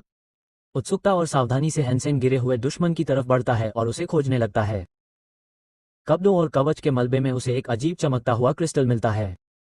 छोटा, चमकीला और साफ तौर पर हाईटेक। यह एक मेमोरी चिप जैसा दिखता है। हैंसन उसे अपने कमरे में वापस ले जाता है। अपनी मेज पर मॉलिक्यूलर माइक्रोस्कोप की रोशनी में वह चिप को ध्यान से देखता है। यह कोई साधारण वस्तु नहीं है। जैसे ही डेटा लोड होता है, वो स्क्रीन पर दिखाई देने वाली चीज को देखकर दंग रह जाता है, जिसमें आइस मसल और जेड बोन तकनीक का पूरा रिकॉर्ड होता है। यह वही तकनीक है जिसका इस्तेमाल कुलीन वर्क करता है। ये तकनीक इतनी दुर्लभ है कि शाही परिवार की राजकुमारियां भी इसमें प्रशिक्षित हैं। हैंसन ने एक बार इस न्यूक्लियर लेवल जीन तकनीक को हासिल करने का सपना देखा था, लेकिन यह उसकी पहुंच से बहुत दूर था। फिर भी अब शुद्ध संयोग से वो मूल को अपने पास रखता है। अगले 3 दिनों के लिए हैंसन खुद को अलग कर लेता है, डेटा का गहन अध्ययन करता है। वो लेजर फोकस के साथ तकनीक का अध्ययन करता है, हर विवरण को अवशोषित करता है। धीरे धीरे उसे बदलाव, अप्राकृतिक बदलाव दिखाई देने लगते हैं। उसका शरीर ठंडा लगने लगता है। मानव जीवन की गर्माहट उसकी त्वचा से गायब होने लगती है। चिंतित होकर हैंसन अपने शरीर के तापमान की जांच करता है। ये 2 डिग्री कम हो गया है। उसका संदेह सही साबित होता है। ये तकनीक उसे बदल रही है, उसके जीव विज्ञान को बदल रही है। जैसे ही वो अपने हाथों में चिप को देखता है, वह सोचता है, इतनी शक्तिशाली चीज इतनी खतरनाक दुनिया में कैसे घूम सकती है। तभी उसका फोन बजता है। दूसरी तरफ एक पुराना दोस्त उत्साह से फोन कर रहा है और हैंसन को तुरंत बाहर आने के लिए कह रहा है। जब हैंसन पूछता है कि वे कहाँ जा रहे हैं, तो जवाब स्पष्ट और मजाकिया होता है, आपको जल्द ही पता चल जाएगा। वो सहमत हो जाता है। बाद में हैंसन खुद को अपने दोस्त की कार में बैठा पाता है। वो चुपचाप अपने आसपास हो रही जीवंत बातचीत को ध्यान से सुन रहा है। उसके साथियों में से एक उसे एक अतिरंजित कहानी सुनाता है, कैसे रहस्यमयी धन भाई एक सुनहरे सेंटोर में बदल गया और किसी के उसे पकड़ने से पहले ही गायब हो गया। हैंसन कुछ नहीं कहता। वो खिड़की से बाहर देखता है। भाव अस्पष्ट है। उसके दिमाग में एक खतरनाक सच्चाई घूमती रहती है। उनमें से कोई भी नहीं जानता कि जिस किंवदंती का वे पीछा कर रहे हैं, जिसके बारे में आश्रय में हर कोई बात करता है, वो वही है। वो धन भाई है और उसकी कहानी अभी शुरू ही हुई है। हैंसन को अचानक याद आता है कि उसके एक दोस्त को पारिवारिक संकट के बाद एक स्टील शेल्टर में रहना पड़ा था, जिससे उसके प्रियजन मुश्किल में पड़ गए थे। ये याद उसके अंदर कुछ जगाता है। अब दिखावा बंद करने का समय आ गया है। वो अपने दोस्त की ओर मुड़ता है और साफ साफ पूछता है, हम वास्तव में कहाँ जा रहे हैं। उसका दोस्त मुस्कुराता है और रहस्यमयी ढंग से जवाब देता है, हम लगभग पहुंच ही गए हैं। कुछ मिनट बाद उनकी कार एक विशाल मार्शल आर्ट स्टेडियम के सामने रुकती है। जैसे ही हैंसन अंदर कदम रखता है, वह लोगों की भारी संख्या देखकर दंग रह जाता है। एक जबरदस्त भीड़ एक साथ नारे लगा रही थी। उनकी आवाज स्टेडियम की दीवारों से गूंज रही थी। वे सभी एक ही कारण से यहाँ आए हैं, पहले शेल्टर में 5वें स्थान पर रहे भगवान के बेटे को देखने के लिए।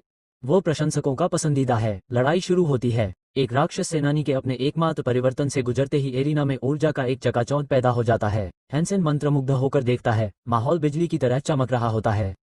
उस पल में वो अचानक एक सेनानी के समर्थन में चिल्लाता है। उसका दोस्त हंसता है, उसे बताता है कि वह जिस आदमी का समर्थन कर रहा है, वह रहस्यमय योद्धा मनी ब्रदर से बहुत कमजोर है, जो एक उभरता हुआ किंवदंती है जिसकी प्रतिष्ठा पहले से ही शेल्टर को हिला रही है। हर कोई इस बात पर चर्चा करता है कि मनी ब्रदर ने एक राक्षस की आत्मा कैसे चुराई, एक ऐसा कदम जिसने पूरे शेल्टर को चौंका दिया। हैंसन चुप रहता है, लेकिन अंदर से वह सहमत है। हाँ, यह एक गंदी चाल थी, लेकिन यह एक आवश्यक भी थी। भगवान का बेटा उसका दुश्मन है और आत्मा को चुराना उसका बदला लेने का तरीका था। वो जानता है कि किसी को भी सच नहीं पता चलना चाहिए। वो पैसा है भाई। 2 हफ्ते यूं ही निकल जाते हैं। अपने कमरे में वापस हैंसन एक पिंजरे के पास बैठा है और अंदर मौजूद तांबे के कपड़े पहने जानवर को देख रहा है। अब वो जानवर बदल चुका है और उसके सामने एक अनमोल मौका है। हैंसन उसे खाकर अपने जीन को बढ़ाना चाहता है, लेकिन वो रुक जाता है। अभी उसे ताकत से ज्यादा पैसे की जरूरत है, इसलिए वो एक सौदा तय करता है। उस रात हैंसन की मुलाकात जियाओ से हवाओं की घाटी में होती है, जो एक सुनसान जगह है जिसके चारों तरफ छाया है। वो जियाओ को एक भारी पैकेट देता है जो बेहतरीन किस्म के राक्षस के मांस से बना है। जब उससे कीमत पूछी जाती है तो हैंसन बिना झिझक के 20 लाख नकद देता है। वो कहता है कि वो कोई धोखेबाज नहीं है, मांस असली है और उसकी क्वालिटी उसकी कीमत के हिसाब से सही है। जियाओ मान जाता है और पैसे दे देता है और हैंसन को भरोसेमंद पार्टनर होने के लिए बधाई देता है। फिर लगभग सहजता से जियाओ बताता है कि शेल्टर की एक मशहूर लड़की श्वान ने एक संदेश भेजा है। वो दैवीय आत्मा को खरीदने की पेशकश कर रही है, खूनी जानवर और सोने की कुल्हाड़ी जो हैंसन ने चुराई थी। हैंसन का जवाब आसान है, उसे उचित कीमत बताने को कहो। बाद में जंगल के अंदर हैंसन एक खतरनाक भूमिगत भूलभुलैया में पहुंच जाता है। वो खुश है, उसके कवच ने उसे जहरीले क्रिस्टल बिच्छुओं से सुरक्षित रखा है और उसका बैग लूट से भरा है। लेकिन फिर वो थिथक जाता है। आगे गुफा की मंद रोशनी में वो किसी को देखता है, एक पत्थर पर अकेला बैठा हुआ। सुरंग में एक महिला की आवाज गूंजती है, पैसे भाई। ये शब्द हैंसन पर बिजली की तरह गिरते हैं। वो स्तब्ध और स्थिर खड़ा रहता है। वो अपना सवाल दोहराती है, क्या तुम सच में पैसे हो भाई? वो जवाब नहीं देता। इसके बजाय वो बातचीत से बचने की कोशिश करते हुए चलने लगता है, लेकिन शॉन फिर से पुकारता है। वो उसे ले जाने के लिए कहती है। वो बुरी तरह घायल है और हिलने की हालत में नहीं है। उसकी आवाज हताश है, चालाकी नहीं।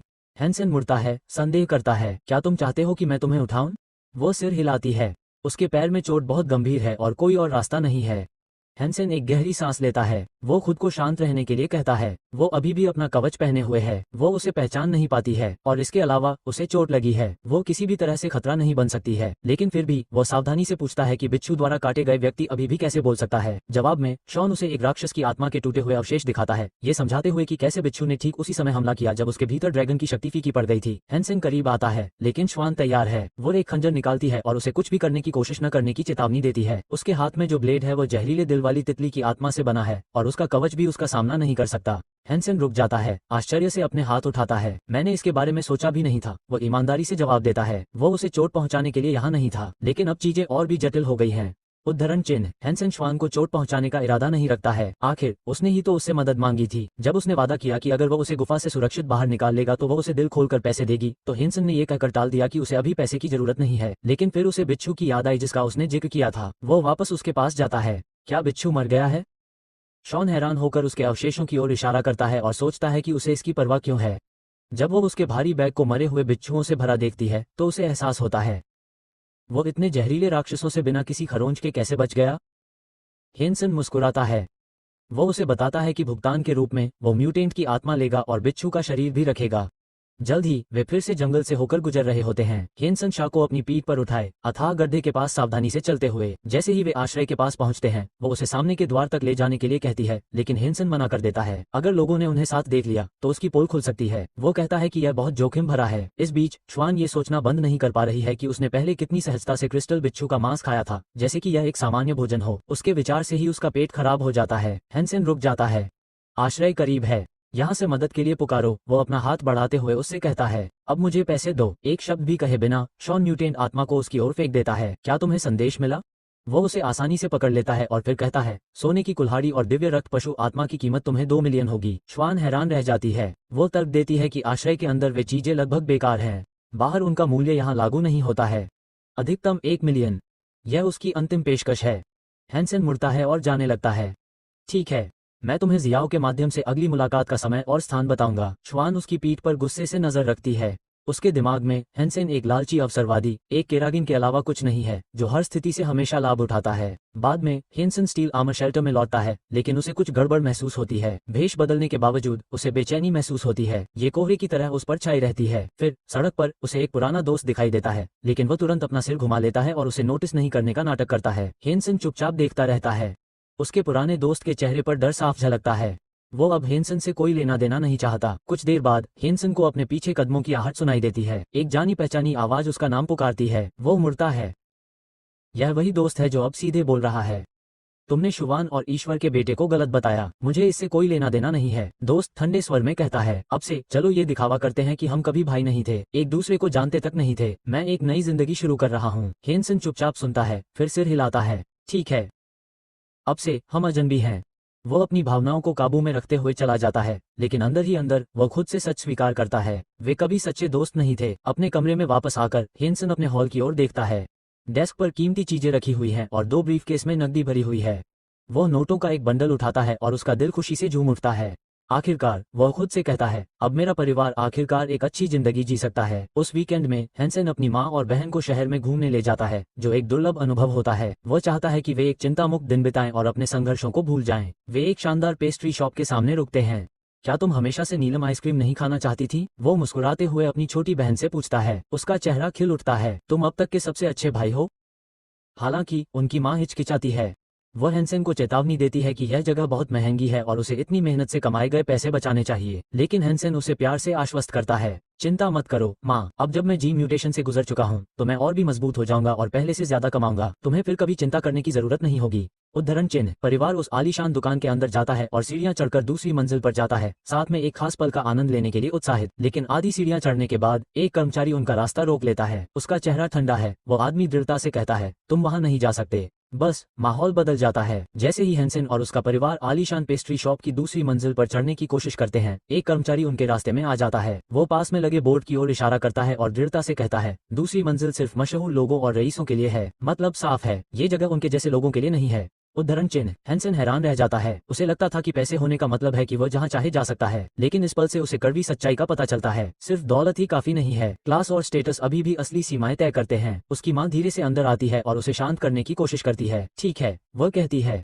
अपनी बहन के लिए आइसक्रीम खरीदो, हम बाहर तुम्हारा इंतजार करेंगे। हैंसन अपने बढ़ते गुस्से को छिपाने की कोशिश करता है, लेकिन अंदर ही अंदर अपमान चुभता है। वो साधारण लकड़ी का बोर्ड, वो कोई नियम नहीं था, वो एक दीवार थी। उसी समय हैंसन एक प्रतिज्ञा करता है। एक दिन वह इतना शक्तिशाली होगा कि उसके या उसके परिवार के लिए फिर कभी कोई दरवाजा बंद नहीं होगा। तिजोरी एक विशाल महानगर है जो जिलों में विभाजित है और हाई स्पीड रेल से जुड़ा हुआ है। भीड़ भाड़ वाली ट्रेन के एक डिब्बे में हैंसन चुपचाप यात्रा कर रहा है, इस बात से परेशान है कि इन घंटों में यह हमेशा कितना भरा रहता है। अचानक ट्रेन जोर से रुक जाती है। यात्री संतुलन खो देते हैं और हैंसन उनमें से एक है। वो अपने बगल में बैठी एक लड़की से टकरा जाता है। इससे भी बदतर, गिरने के दौरान उसका हाथ गलती से उसकी छाती पर लग जाता है। शर्मिंदा, हैंसन माफी मांगने के लिए इधर उधर भागता है, लेकिन वह कुछ शब्द भी नहीं बोल पाता, इससे पहले कि वह लड़की उसके चेहरे पर मुक्का मार देती है। जब वो चोट से लड़खड़ाता है और माफी मांगता है, तभी लड़की गुस्से से उसे घूरती है और तभी उन्हें समझ आता है, वे एक दूसरे को पहचान लेते हैं। यह वही लड़की है जो पहले भी उसके साथ हुई थी। तुम यहाँ क्या कर रहे हो? हैंसन अपने दुखते गाल को सहलाते हुए बुदबुदाता है। तुम फिर से? सून भड़क जाता है। पहले तो मुझे लगा कि तुम बेवकूफ हो, अब मुझे पता चला कि तुम एक विकृत और बदमाश हो। दूसरे यात्री कानाफूसी करने लगते हैं। वे सब ने गलती से हुई टक्कर को देखा था, यह अच्छा नहीं लग रहा था। हैंसन ये समझाने की पूरी कोशिश करता है कि यह ट्रेन की वजह से हुआ था। मैं गिर गया, लेकिन सून उसे बीच में ही रोक देता है। अगर ये दूसरी बार ना होता तो शायद मैं इस पर यकीन कर लेता। या तुम वो चाकू भूल गए जो तुमने मेरे बट में घोंपा था? आखिरकार ट्रेन स्टेशन पर पहुंचती है और तनाव कम हो जाता है। जैसे ही सून बाहर निकलता है, वो आखिरी बार हैंसन से मिलती है।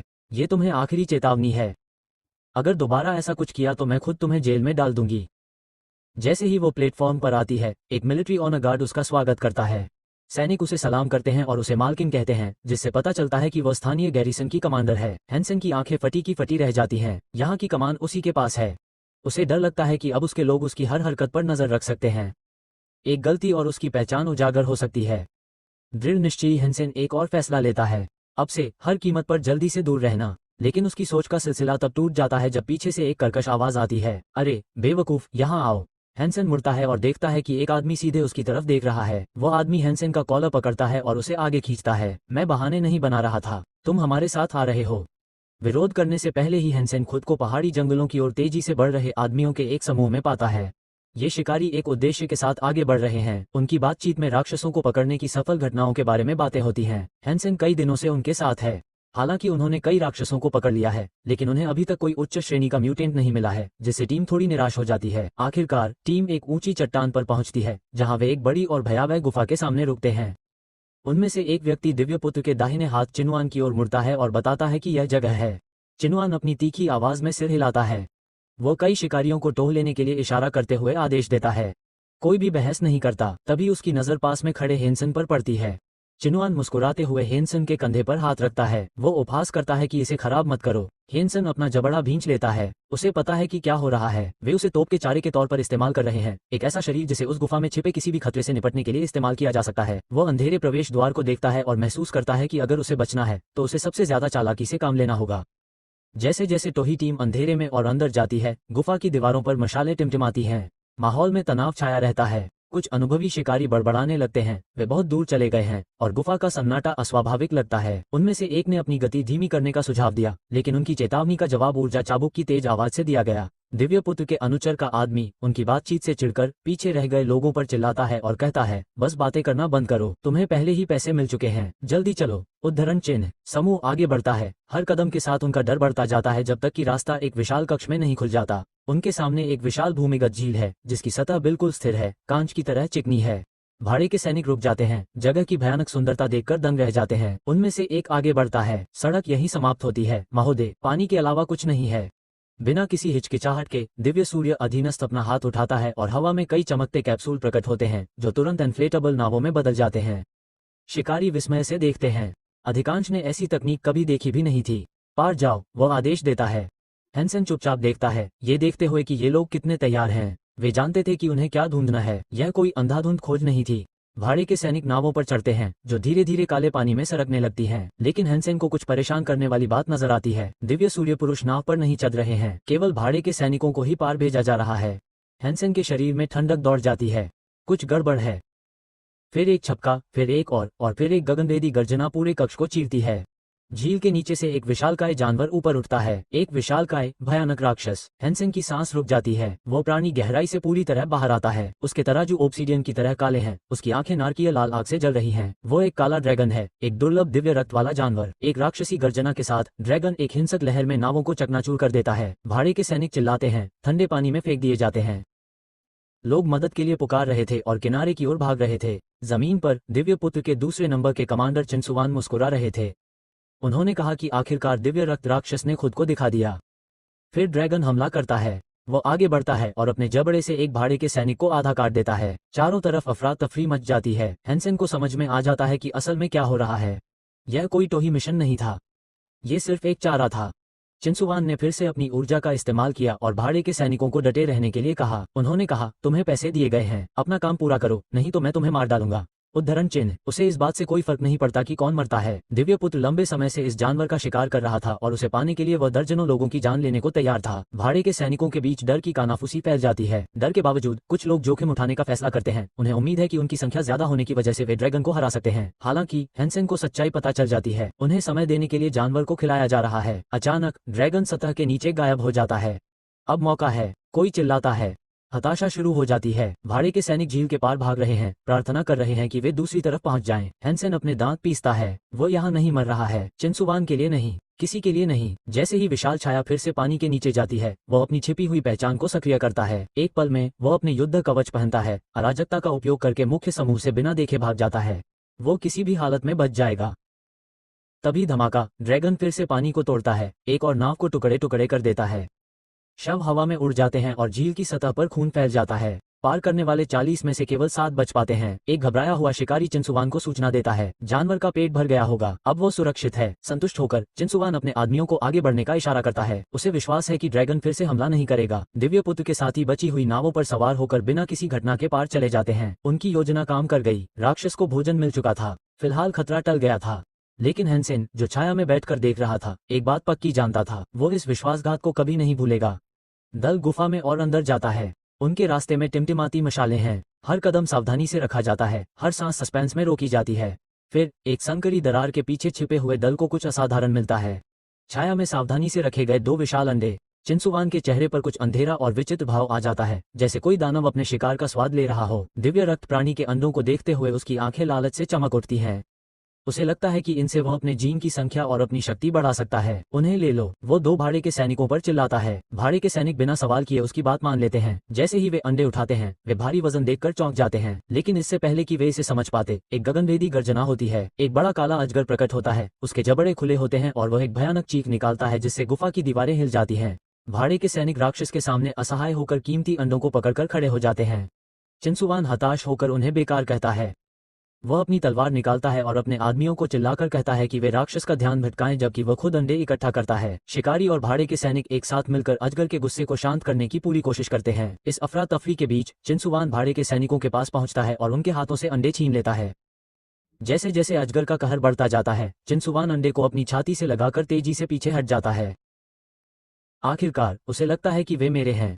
लेकिन तभी धमाका, एक जोरदार वार सीधे चिनसुवान के चेहरे पर पड़ता है, जिससे वो लड़खड़ा जाता है। अंडे उसकी पकड़ से गिर जाते हैं। उसके सामने हेंसन खड़ा है, जो पूरे युद्ध कवच में लिपटा हुआ है और उसके हाथ में दोनों अंडे हैं। शांत और उद्दंड होकर वो कहता है, तुम बहुत जल्दी जश्न मना रहे हो। चिनसुवान की टूटी नाक से खून बह रहा है। वो ऊपर देखता है और हमलावर को पहचान लेता है। उसका गुस्सा फूट पड़ता है। फिर से वही मनी ब्रदर। हालांकि हेंसेन को लगता है कि हालात बदल रहे हैं। आखिरकार चीजें उसके अनुकूल हो रही हैं। वो लगभग एक फुलाई जाने वाली नाव के पास पहुंच ही गया था, लेकिन अचानक वो रुक जाता है। उसे अपने ऊपर कुछ महसूस होता है। वो ऊपर देखता है, एक और ड्रैगन। मुड़कर देखता है तो देखता है कि चिनसुवान और उसके आदमी उसकी ओर दौड़ रहे हैं। हेंसेन गुस्से में भरे दिव्य पुत्र को एक अंडा वापस फेंक देता है, ये सोचकर कि शिकारी इंतजार कर सकते हैं। अब ड्रैगन ही असली खतरा है। चिनसुवान अंडे को पकड़ता है, लेकिन कुछ ठीक नहीं लगता। वो उस पर नजर डालता है। अंडा खाली है। इससे पहले कि वो कुछ कर पाता, बड़ा शिकारी चेतावनी देता है। और फिर उसके पीछे पानी से एक दूसरा विशाल काला ड्रैगन निकलता है, जिसका मुंह चौड़ा है और ऐसी दहाड़ मारता है कि हर कोई वहीं जम जाता है। चिनसुवान गुस्से में चिल्लाता है, पैसा भाई, तुम्हारी मौत लंबी और दर्दनाक होगी। लेकिन हेंसन पहले ही बच निकला है। स्टील बख्तरबंद आश्रय परिवहन स्टेशन पर हेंसन संतुष्टि से भरा हुआ है। वो न केवल बच गया बल्कि उसने काले ड्रैगन के अंडे का स्वाद चखा और इस प्रक्रिया में अपने दुश्मन को अपमानित किया। उसकी दिव्य जीन गणना में 13 अंक की वृद्धि हुई है। वो उस शक्ति के एक कदम और करीब है जिसका वो सपना देखता है। जैसे ही चीजें शांत होती दिख रही थी, जान प्रकट होती है, उसका रास्ता रोकती है, वो उसे घूरती है। उद्धरण चिन्ह, तुम कहाँ थे? उसने पूछा। क्या तुमने सच में सोचा था कि मैं तुम्हें बिना कुछ कहे कई दिनों तक गायब रहने दूंगी? हैंसेन को समझ नहीं आ रहा कि क्या कहे। वो उसे उकसाना नहीं चाहता, लेकिन उसकी अचानक उपस्थिति उसे असंतुलित कर देती है। जल्द ही वे प्रशिक्षण परिसर के अभ्यास कक्ष में हैं। माहौल तनाव से भरा है। जान ने शर्तें तय की, अगर तुम मुझे हरा देते हो तो मैं तुम्हें फिर से परेशान नहीं करूंगा। हैंसेन जानता है कि यह आसान नहीं होगा। जान कोई साधारण प्रतिद्वंद्वी नहीं है। उसके पास लगभग 100 दिव्य जीन हैं और वो एक बेहद अनुभवी लड़ाकू है। इससे भी बदतर, उसके पास कई उच्च स्तरीय आत्माएं भी हैं। हालांकि वो इस लड़ाई के लिए उन्हें छोड़ने के लिए सहमत है। इसके बजाय वो एक नया नियम बनाती है, मेरे 50 वार ले लो और हम बराबर हो जाएंगे। हैंसेन को तुरंत एहसास हो जाता है कि स्थिर खड़ा होना आत्महत्या होगी। जब तक वो गतिशील नहीं रहता और पहल नहीं करता, तब तक वो उसकी पूरी ताकत से वार नहीं सह पाएगा। जान अपनी लड़ाई की मुद्रा में आ जाती है और उल्टी गिनती शुरू कर देती है। जैसे ही वो शुरू कहती है, हैंसेन हमला करता है। एक बिजली की गति से वार साफ तौर पर उस पर पड़ता है। इससे पहले कि वो कुछ कह पाती, उसके चेहरे पर एक अजीब सी मुस्कान आ जाती है, जिससे उसका आत्मविश्वास डगमगा जाता है। मुकाबला शुरू हो चुका है और हैंसेन पीछे नहीं हट रहा है। सुआन अपने घायल चेहरे को पकड़ लेती है, हैंसेन के अप्रत्याशित रूप से क्रूर प्रहार से स्तब्ध। उसने इतने भयंकर हमले की उम्मीद नहीं की थी और यह उसे मुश्किल में डाल देता है। हैंसेन को अजीब लगता है। उसे वास्तव में उम्मीद थी कि वो वार को रोक लेगी। शर्मिंदा होकर वो माफी मांगने के लिए आगे बढ़ता है, लेकिन अंदर ही अंदर बस इस लड़ाई से जल्द बचना चाहता है। उसे यकीन नहीं है कि यह कैसे खत्म होगा और उसे चिंता है कि वो गलती कर रहा है। तभी खुद पर वार करने के बाद हैंसेन फिर से ध्यान केंद्रित करता है और सुआन को मैच जारी रखने के लिए आमंत्रित करता है। बिना किसी हिचकिचाहट के हैंसेन एक और बिजली की गति से मुक्का मारता है। सुआन फिर से उसे रोकने में विफल हो जाती है, जिससे पुष्टि होती है कि हैंसेन उसके लिए कितना शक्तिशाली और तेज है। वो अपने घुटनों पर बैठ जाती है, अपनी चोट लगी नाक को सहलाती है। थोड़ा दोषी महसूस करते हुए हैंसेन उसे याद दिलाता है कि उसने उसे पहले हमला करने के लिए कहा था, इसलिए उसने वही किया जो उसने कहा था। फिर भी उसके मन में वो इस अवसर को जानता है फिर कभी नहीं आएगा और अब वो रुक नहीं सकता। सुआन का गुस्सा जंगल की आग की तरह भड़क उठता है। उसकी आंखें गुस्से से चमक उठती हैं और वो चिल्लाती है कि वो उसे मार डालेगी। एक शक्तिशाली पलटवार करते हुए वह हैंसेन को अपनी बची हुई पूरी ताकत से चकमा देने पर मजबूर कर देती है। यह एहसास करते हुए कि गति और धीरज ही उसके बचने की एकमात्र उम्मीद है, हैंसेन उसका मुकाबला करने के लिए लड़ता है। जैसे जैसे सुआन का शरीर बदलता है, उसका गुस्सा एक राक्षसी आभा और उसके चारों ओर एक चमकदार ऊर्जा क्षेत्र के रूप में प्रकट होता है। क्रूर झड़प के बाद हैंसेन लंगड़ाते हुए प्रशिक्षण कक्ष से बाहर निकलता है। उसका चेहरा बुरी तरह से जख्मी और घायल है। वो खुद को स्वीकार करता है कि वो 50 वार का सामना करने में विफल रहा और उसे अभी बहुत कुछ करना है। ये हार उसके संकल्प को और मजबूत करती है। वो अभी भी बहुत कमजोर है और मजबूत होने के लिए उसे और अधिक कठिन प्रशिक्षण लेना होगा। हर असफलता हमें याद दिलाती है कि तैयारी कितनी महत्वपूर्ण है। इस बीच सुआन नहाती है, लड़ाई से परेशान महसूस कर रही है। हालांकि हैंसेन ने अप्रत्याशित रूप से हमला किया, लेकिन वह उसके 2 वारों को भी रोकने में असमर्थता से परेशान है।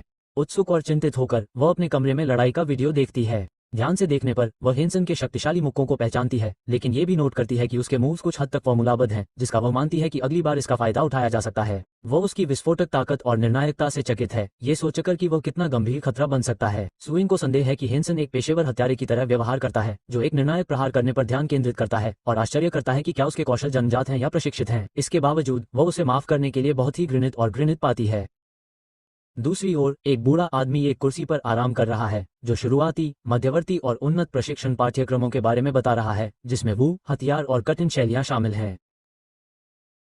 हैरान हैंसेन ने उन्नत और कुख्यात दुष्टभूत तकनीक को चुना, जिसके लिए असाधारण शारीरिक फिटनेस की आवश्यकता होती है। ये देखकर वह आदमी सवाल करता है कि हैंसेन वास्तव में कितना गंभीर है। हैंसेन चिंताओं को दूर करता है और 1 मिलियन मुद्रा से भरा एक कार्ड देता है। उसे विश्वास है कि वो चुनौती का सामना कर सकता है। वह जानता है कि वो बर्फ की मांसपेशियों और जेड-बोन तकनीकों में महारत हासिल करने के कारण पहले से अधिक मजबूत है, लेकिन वह जानता है कि वो अभी भी है, उन्हें पूरी तरह से इस्तेमाल करने के लिए और अनुभव की जरूरत है। दूसरे ट्रेनिंग सेशन पर नजर रखते हुए हैंसेन को जो दिखता है उसे देखकर वह हैरान रह जाता है। ये गंभीर ट्रेनिंग नहीं है, बल्कि अजीबोगरीब तरीके से छूना और अनाड़ी तरीके से पकड़ना है। ये शर्मनाक है। वो इस पर यकीन नहीं करता और उसे चिंता होती है कि अगर वो इन तकनीकों का इस्तेमाल करेगा तो जानू बहुत नाराज हो जाएगा। यह महसूस करते हुए कि अब पीछे मुड़ने का कोई रास्ता नहीं है, हैंसेन कड़ी मेहनत करने का संकल्प लेता है, खासकर जब से वो कोर्स के लिए पैसे दे चुका है। कई दिनों के बाद वो खुद को अनाड़ी महसूस करता है, बिल्कुल उस बूढ़े आदमी की तरह जिसने उसे सिखाया था। लेकिन उसे उम्मीद है कि यह नई तकनीक मुश्किल विरोधियों का सामना करने में काम आएगी। अपने कमरे में वापस हैंसेन अपने बदले हुए राक्षस पालतू जानवर को देखता है। उसे दिया गया क्रिस्टल उसके परिवर्तन को तेज कर रहा है, संभावित रूप से उसे एक दिव्य जानवर में बदल रहा है। ये हैंसेन को उम्मीद और उत्साह से भर देता है, ऐसे दरवाजे खोलता है जिसकी उसने कभी कल्पना भी नहीं की थी। बाद में आश्रय के पास जंगल में अकेले हैंसेन सोचता है कि उसने भगवान के बेटे या उसके अनुयायियों को काफी समय से नहीं देखा है। अब उनके साथ क्या हो रहा है? जबकि उसके पास अभी भी समय है, हैंसेन ने लड़की से मिले आत्मिक जानवर का परीक्षण और अध्ययन करने का फैसला किया। वो जानना चाहता था कि क्या हो सकता है।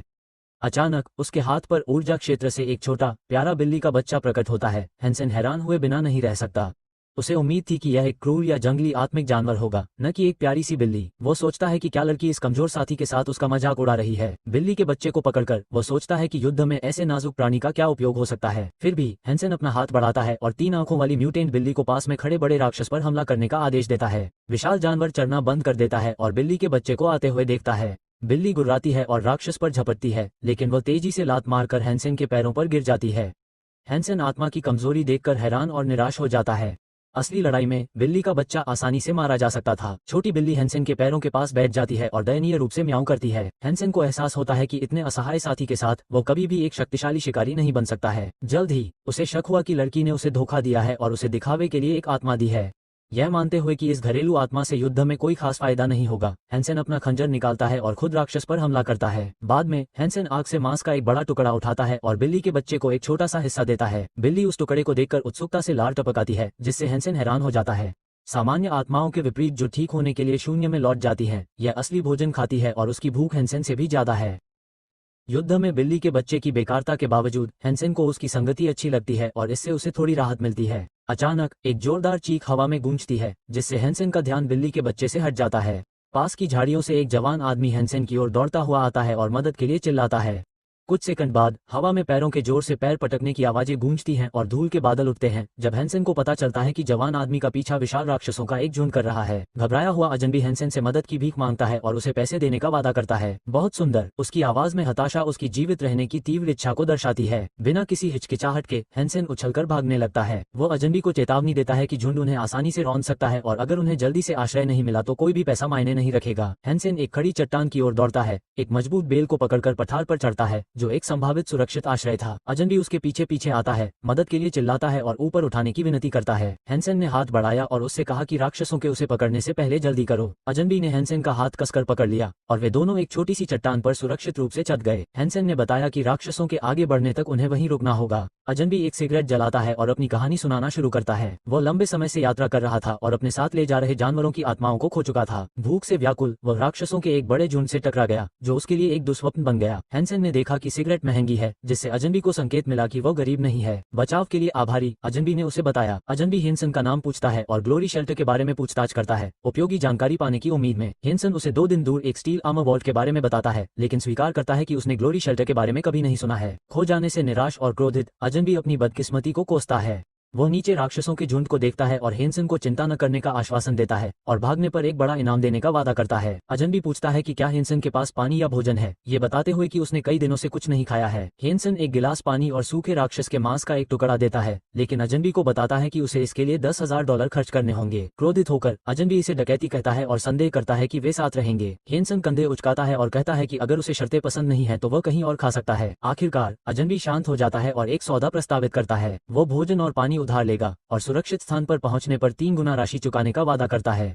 कई दिन बीत जाते हैं और वे नीचे आक्रामक राक्षसों के बीच फंसे रहते हैं। अजनबी लगातार बढ़ता जाता है। जानवर के जाने से इनकार करने पर बेसब्री से चिल्लाते हुए हैंसन को एहसास हुआ कि उनके पास मौजूद सामान कम हो रहा है, इसलिए उसने कुछ करने का फैसला किया। उसने पहाड़ पर चढ़ने और दूसरी तरफ से उतरने की योजना बनाई। एक मजबूत बेल पकड़कर हैंसन सावधानी से खड़ी चट्टान पर चढ़ता है, गलतियों से बचने के लिए पूरी तरह से ध्यान केंद्रित करता है। अजनबी घबराकर देखता है और हैंसन को सावधान रहने और उसे कभी अकेला न छोड़ने की चेतावनी देता है। पहाड़ की चोटी पर हैंसन को एक विशाल घोंसला मिलता है, जिसके बीच में एक बहुत बड़ा अंडा होता है। उसे उत्सुकता और बेचैनी होती है क्योंकि वह सोचता है कि मूल प्राणी कितना बड़ा होगा। बिना समय बर्बाद किए हैंसन अपना खंजर निकालता है और अंडे पर वार करता है। बड़ी मेहनत से उसके खोल को भेदता है। एक ट्यूब का उपयोग करके वो अंडे के अंदर की सामग्री को चूसता है। उम्मीद करता है कि इस प्राणी में वो दिव्य रक्त हो सकता है जिसकी उसे सख्त जरूरत है। उसका संदेह तब सही साबित होता है जब एक सिस्टम नोटिफिकेशन पुष्टि करता है कि शिकार सफल रहा। दिव्य रक्तपात फीनिक्स मारा गया है, जिससे हैंसन को इस दुर्लभ शक्ति का एक जीन प्राप्त हुआ है। इस बीच अजनबी किनारे पर अकेला रहता है, नीचे राक्षसों को उत्सुकता से देखता है। वह कसम खाता है कि वह ऐसे राक्षसों के पास कभी नहीं जाएगा। फिर से जानवरों से डरता है, चाहे वह कितना भी भूखा क्यों न हो, क्योंकि उनकी उपस्थिति उसे भय और घृणा से भर देती है। इसके तुरंत बाद हैंसन सुरक्षित रूप से पहाड़ से उतरता है और किनारे पर लौटता है, जहां उसका स्वागत एक चिंतित अजनबी करता है। अजनबी कबूल करता है कि वह हैंसन के बारे में बहुत चिंतित था। उसे डर था कि उसके साथ कुछ गंभीर हो सकता है। उसका ध्यान तुरंत हैंसन के असामान्य रूप से सूजे हुए पेट पर जाता है और थोड़ी विडंबना के साथ वो मजाक में पूछता है कि क्या हैंसन गर्भवती है। हैंसन उसे एक गिलास देता है और बताता है कि इसमें स्टॉर्म फीनिक्स नामक एक दिव्य रक्त वाले प्राणी का अंडा है। अजनबी उसे खुशी खुशी स्वीकार करता है और गिलास लेते समय मजाक करता है। एक ही बार में वो सारा अंडा पी जाता है, जाहिर तौर पर खुश। उत्सुकता से हैंसेन अजनबी से पूछता है कि फीनिक्स के अंडे का स्वाद कैसा होता है, और यह भी जोड़ता है कि अब उसे एक दिव्य जीन प्राप्त हुआ है। अजनबी के चेहरे के भाव तुरंत बदल जाते हैं। कृतज्ञता से अभिभूत होकर वह हैंसेन को सम्मानपूर्वक सर कहकर संबोधित करने लगता है। इस तरह के उदार उपहार के लिए उसका दिल से आभार व्यक्त करता है। वह हैंसेन की दया का बदला चुकाने का वादा करता है और उसे किसी भी ऐसे व्यक्ति से बचाना है जो उसका अपमान करने की हिम्मत करे। हालांकि हैंसेन अजनबी को चेतावनी देता है कि आश्रय में उसकी प्रतिष्ठा सबसे अच्छी नहीं है और उसे उससे दूरी बनाए रखने का सुझाव देता है। अजनबी पीछे हटने से इनकार कर देता है और जोर देकर कहता है कि हैंसेन ने उसके साथ एक दोस्त की तरह व्यवहार किया है और वह उस दोस्ती का बदला वफादारी और सुरक्षा से चुकाना चाहता है। उसी समय पहाड़ के नीचे उनकी रखवाली करने वाले जानवरों का झुंड अचानक उन्हें सुरक्षित छोड़कर जंगल में वापस चला जाता है। अजनबी हैंसेन को अलविदा कहता है और कहता है कि उससे मिलकर खुशी हुई। इसके बाद दृश्य एक व्यस्त ट्रांजिट स्टेशन आश्रय में बदल जाता है, एक हलचल भरा परिवहन केंद्र जो लगातार गतिविधि से भरा रहता है। हैंसेन पूरे जोश के साथ प्लेटफॉर्म पर चलता है, इस तथ्य पर विचार करता है कि तूफान फीनिक्स एग ने उसे 5 और दिव्य जीन दिए हैं, जिससे उसके कुल 18 जीन हो गए हैं। वो आराम करने के लिए घर जाने की योजना बनाता है, लेकिन उसका मूड तुरंत बदल जाता है जब उसका सामना एक लड़की से होता है जो उसका रास्ता रोकती है। हैंसेन उसे गर्मजोशी से बधाई देता है, उसे बॉस कहता है और चुटकुलों के साथ बातचीत को हल्का और दोस्ताना रखने की कोशिश करता है। हालांकि शाह जवाब देता है, शाह का सामना करना पहले से आसान होगा। सुवाने ने युद्ध शुरू होने की घोषणा की और कमरे में तेजी से घूमने लगी। आखिरी मौके पर हैंसेन ने उसे करीब आते देखा और उसे लात मारने की तैयारी की। उसे राहत महसूस हुई कि उसने समय रहते हमले को पहचान लिया और श्वान के वार से बच गया।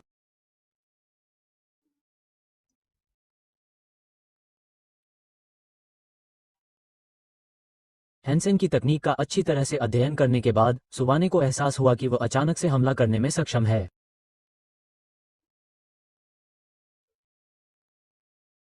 उसने उसे अचानक हमला करने का मौका नहीं दिया, इसलिए उसने उसे लगातार सतर्क रखने का फैसला किया।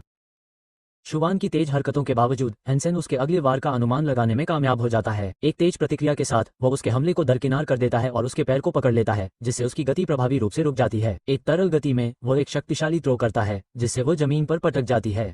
बिना किसी हिचकिचाहट के वो एक दर्दनाक पैर पकड़ में बदल जाता है, जिससे उसकी गति सीमित हो जाती है। उपहासपूर्ण लहजे में बोलते हुए हैंसेन शुवान को रखेल कहकर संबोधित करता है और पूछता है कि क्या ये प्रदर्शन उसकी जीत है। क्रोधित होकर शुवान मौखिक रूप से उस पर गालियां देती है और हार मानने से इनकार करती है। वो घोषणा करती है कि उसे स्पा में उसे हराने का सपना भी नहीं देखना चाहिए। अचानक माहौल बदल जाता है। शुवान के चारों ओर एक शक्तिशाली ऊर्जा क्षेत्र फूट पड़ता है, जो धधकती लपटों में बदल जाता है। हैंसेन स्पष्ट रूप से हिल गया और सहजता से पीछे हट गया। बिना किसी चेतावनी के शुवान एक राक्षसी जानवर की आत्मा को बुलाता है, एक विशालकाय शिकारी जो कच्ची शक्ति और भय का संचार करता है। एक भयानक आत्मा का सामना करते हुए हैंसेन घबरा जाता है। वो उस पर चिल्लाता है, उसे याद दिलाता है कि वे युद्ध में पशु आत्माओं का उपयोग नहीं करने के लिए सहमत हुए थे। वो मुश्किल से जानवर के विनाशकारी हमले को चकमा देता है, क्योंकि यह अखाड़े की दीवार से टकराता है। कंक्रीट के मलबे उड़ते हैं और पूरे क्षेत्र में अराजकता फैल जाती है। जैसे ही धूल बैठती है, शुवान का शरीर एक राक्षसी रूप लेना शुरू कर देता है। उसकी ऊर्जा भयंकर तीव्रता से भड़कती है और उसका निरंतर दबाव भारी हो जाता है। हैंसेन स्तब्ध होकर चुपचाप देखता है जब वह अखाड़े से बाहर निकलती है, उसे अपनी सीमाओं से जूझने के लिए छोड़ देती है। वह निराशा में अपना सिर पकड़ लेता है, यह महसूस करते हुए कि उसकी और उसकी ताकत के बीच कितना बड़ा अंतर है। जिस ताकत पर उसे कभी गर्व था, वो अब बिल्कुल नगण्य लगती है। फिर भी शुवान स्वीकार करती है कि हैंसेन बड़ा हो गया है। वो स्वीकार करती है, भले ही अनिच्छा से, कि वह न केवल उसके हमलों का विरोध करने के लिए पर्याप्त रूप से उन्नत है, बल्कि उसे अपनी पशु आत्मा को मुक्त करने के लिए उकसाता है, कुछ ऐसा जिसकी उसने कल्पना नहीं की थी। इसके बाद के दिनों में दोनों कुश्ती के मैदान में गहन प्रशिक्षण जारी रखते हैं।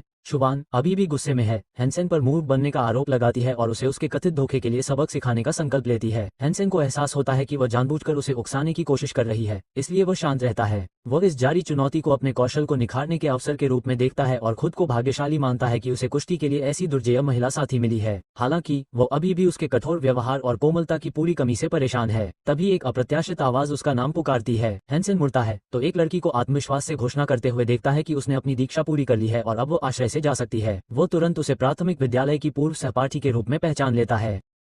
मुस्कुराते हुए वह याद करता है कि समय कितनी जल्दी बीत गया और बातचीत शुरू करता है, लेकिन उनके पुनर्मिलन में अचानक एक जेट कार उनके बगल में उतरती है।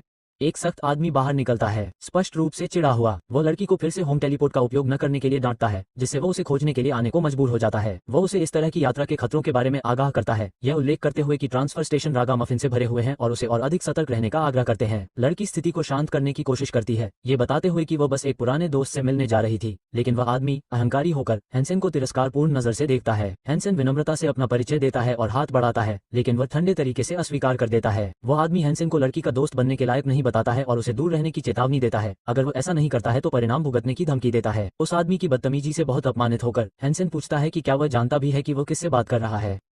हैंसन की निर्भीकता से वो आदमी चौंक जाता है और चिढ़कर स्पष्टीकरण मांगता है। टकराव बढ़ जाता है। वो आदमी हैंसन को उसकी औकात बताने की धमकी देता है और उस पर हमला करता है, लेकिन हैंसन अपने गहन प्रशिक्षण के कारण इससे कहीं अधिक तैयार है। उसने नजदीकी लड़ाई में महारत हासिल कर ली है और भूत प्रेत के कब्जे के हुनर सीख लिए हैं, जिससे अब उसे बढ़त मिल गई है। वो आसानी से वार को चकमा देता है, तेजी से दूरी कम करता है और आदमी को कॉलर से पकड़ लेता है। सटीकता और ताकत के साथ वो आदमी को जमीन पर पटक देता है। लड़की डर के मारे चिल्लाती है और हैंसन से रुकने की विनती करती है। हैंसन अपनी पकड़ ढीली करता है और उसे आश्वस्त करता है कि वो आदमी कांच से भी मजबूत है और टूटेगा नहीं। वो स्पष्ट करता है कि उसका इरादा उसे नुकसान पहुंचाने का नहीं था, ये केवल नमस्ते कहने का उसका तरीका था। इसके साथ ही हैंसन समय देखता है और घोषणा करता है कि वो घर जा रहा है। वो लड़की की ओर मुड़ता है और कहता है कि वे फिर कभी डिनर पर मिलेंगे। गुस्से में और अपमानित होकर आदमी चुप हो जाता है। वो अपनी सांस में हैंसन का नाम दोहराता है और बदला लेने की कसम खाता है। हार ऐसी चीज नहीं है जिसे वह भूल जाएगा या माफ कर देगा। जब लड़की हैंसन को जाते हुए देखती है तो एक आदमी की आवाज उसके पीछे की खामोशी को तोड़ती है। उसने कहा कि उसका दोस्त काफी दिलचस्प है। लड़की को कुछ परेशानी महसूस हुई और उसने तुरंत उसे हैंसन के साथ कुछ न करने को कहा।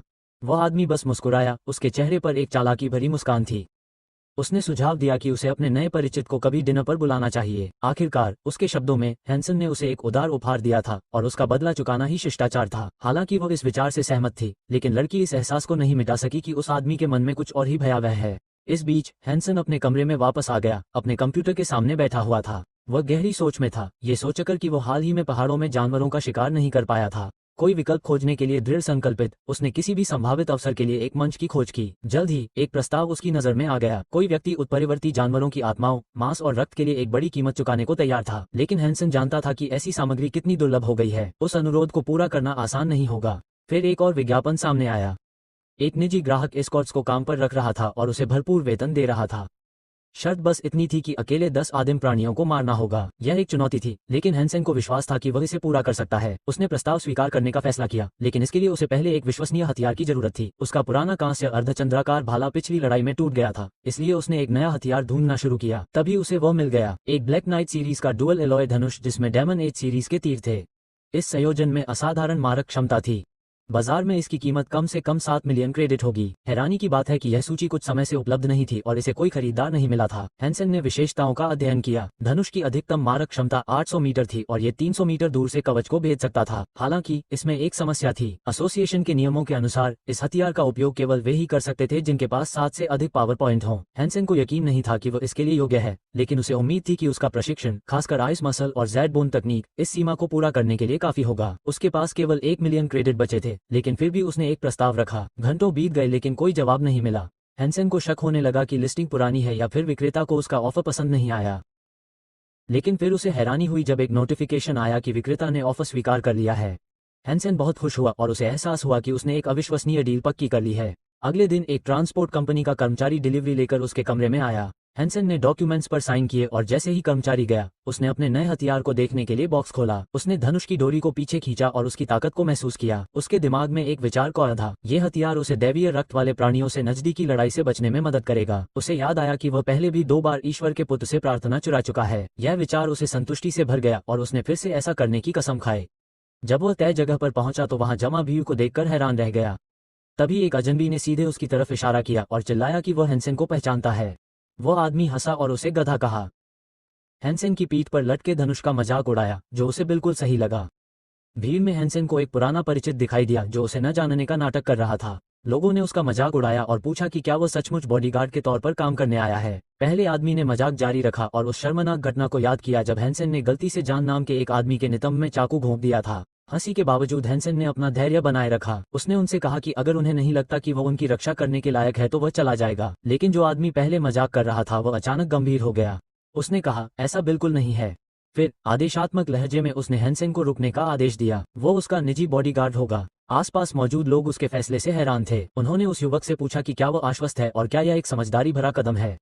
हालांकि युवक अडिग था।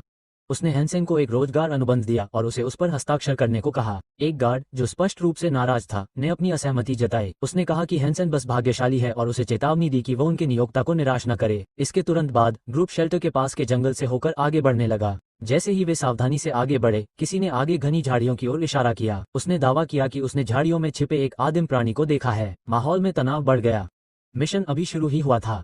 ग्रुप ने अपने सिर घुमाए, आंखें सिकुड़ गईं क्योंकि पास की झाड़ियों के बीच से एक धुंधली सी हलचल हुई। एक छायादार जानवर की आकृति तेजी से गुजरी, जो झाड़ियों के बीच से मुश्किल से दिखाई दे रही थी। बिना किसी हिचकिचाहट के युवा मास्टर युआन ने अपने शिकारियों को आदेश दिया, जो तुरंत हरकत में आ गए और उस प्राणी का पीछा करने के लिए झाड़ियों में घुस गए।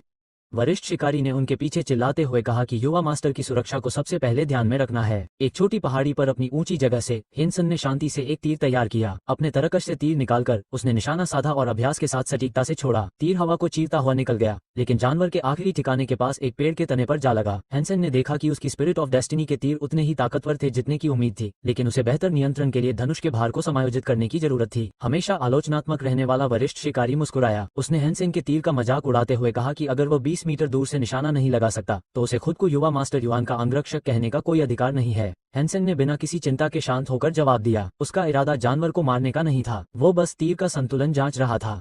लेकिन बड़ा शिकारी आश्वस्त नहीं था। उसने बुदबुदाया कि यह अभ्यास नहीं लग रहा था, ये शर्मिंदगी लग रही थी। पास में हेनसन ने एक जाना पहचाना चेहरा देखा। एक पुराना परिचित भीड़ के बीच चुपचाप खड़ा था। उस आदमी के हाव भाव से साफ था कि वह नहीं चाहता था कि किसी को पता चले कि उनका इतिहास है। इस बीच शिकारियों ने सफलतापूर्वक जानवरों को एक बंद रास्ते पर खदेड़ दिया था, जिससे वे एक खड़ी चट्टान के नीचे गिर गए। अपने सुविधाजनक स्थान से हेनसन ने शिकार को होते देखा। युवा मास्टर युआन स्पष्ट रूप से प्रसन्न थे। उनकी टीम ने 3 काले धब्बेदार आदिम जानवरों को पकड़ने में सफलता पाई थी। शिकारियों ने उनसे सावधान रहने को कहा, लेकिन युआन खुद को परखने के लिए आगे बढ़ा और पेन ब्लेड नामक ब्लेड से शिकारियों पर हमला कर दिया। दूर से देख रहे हेनसन ने सच को स्वीकार कर लिया। ये युवा उस्ताद अच्छी तरह से प्रशिक्षित थे और उनके पास मजबूत तकनीक थी। उनकी एकमात्र बड़ी कमी अनुभवहीनता थी। बाकी शिकारी अनुभवी और अनुशासित थे। उन्होंने कुछ ही मिनटों में उन जानवरों को काबू कर लिया। जैसे ही धूल जमी, उनमें से एक युवा शिकारी गिरे हुए राक्षसों के पास गया और ट्रॉफियों की प्रशंसा की, लेकिन अपनी उत्तेजना में वह यह नहीं देख सका कि जानवरों में से एक पूरी तरह से मरा नहीं था। उस जानवर की आंखें चुपचाप खुल गईं। वो मौत का नाटक कर रहा था, देख रहा था, सही मौके का इंतजार कर रहा था, और फिर उसने हमला कर दिया। शिकारी हवा में उछला, उसके जबड़े खुले हुए थे और वह अनजान शिकारी पर झपटा। भीड़ में दहशत फैल गई। आसपास के लोग डरे हुए थे, समय पर मदद करने के लिए बहुत दूर थे। तभी जंगल में एक तेज आवाज गूंजी। एक तीर हवा में सीटी बजाता हुआ आया और शिकारी के सिर को चीरता हुआ उसकी खोपड़ी में जा घुसा। शिकारी हवा में ही ढेर हो गया और जमीन पर गिरने से पहले ही मर गया। शिकारी पीछे की ओर गिर पड़ा। उसकी आंखें फटी की फटी रह गईं और वह हैरान रह गया। वो चिल्लाया और जानवर के बेजान शरीर से दूर भाग गया। उसके साथ ही शिकारी उसके पास दौड़े और उसकी लाश को बुरी तरह नोचने लगे ताकि यह सुनिश्चित हो सके कि वह सचमुच मर चुका है। फिर युआन खुद दौड़कर शिकारी के पास घुटनों के बल बैठ गया। चेहरे पर सच्ची चिंता के भाव लिए उसने शिकारी के घावों को देखा और पूछा कि वह ठीक है या नहीं। कांपते हुए भी जवान ने सिर हिलाया। मैं ठीक हूँ, उसने बुदबुदाया, लेकिन मैं मौत से डर गया था। बड़े शिकारी की प्रतिक्रिया उतनी भी अच्छी नहीं थी। गुस्से में वह हेनसन पर चिल्लाया और कहा कि उस आदमी ने अपनी लापरवाही से एक शिकारी को मार ही डाला। दूसरे शिकारी भी उसके साथ हो लिए और अपने गुस्से और संदेह को जाहिर किया, लेकिन इससे पहले कि मामला बिगड़ता, एक तीखा आदेश सुनाई दिया। नीचे खड़े हो जाओ, युवा मास्टर युआन ने आदेश दिया। उसकी आवाज तनाव को चीरती हुई थी। वरिष्ठ शिकारी स्पष्ट रूप से अप्रसन्न था। उसने हेनसन को घूरकर देखा। उसने पूछा कि वो आदमी अभी भी यहाँ क्यों है, क्या उसे निकाल नहीं दिया गया था? अचानक युआन आगे बढ़ा। एक शब्द भी कहे बिना उसने वरिष्ठ शिकारी का गला पकड़ लिया। उसकी आवाज ठंडी और संयमित थी क्योंकि उसने स्पष्ट किया कि उसने आदमी को जाने के लिए कहा था। युआन की आंखें गुस्से से जल उठी। मैं तुम्हें सुरक्षा प्रदान करने के लिए भुगतान करता हूँ, उसने झल्लाते हुए कहा। जब मेरे एक आदमी पर हमला हो रहा था तब तुम कहाँ थे?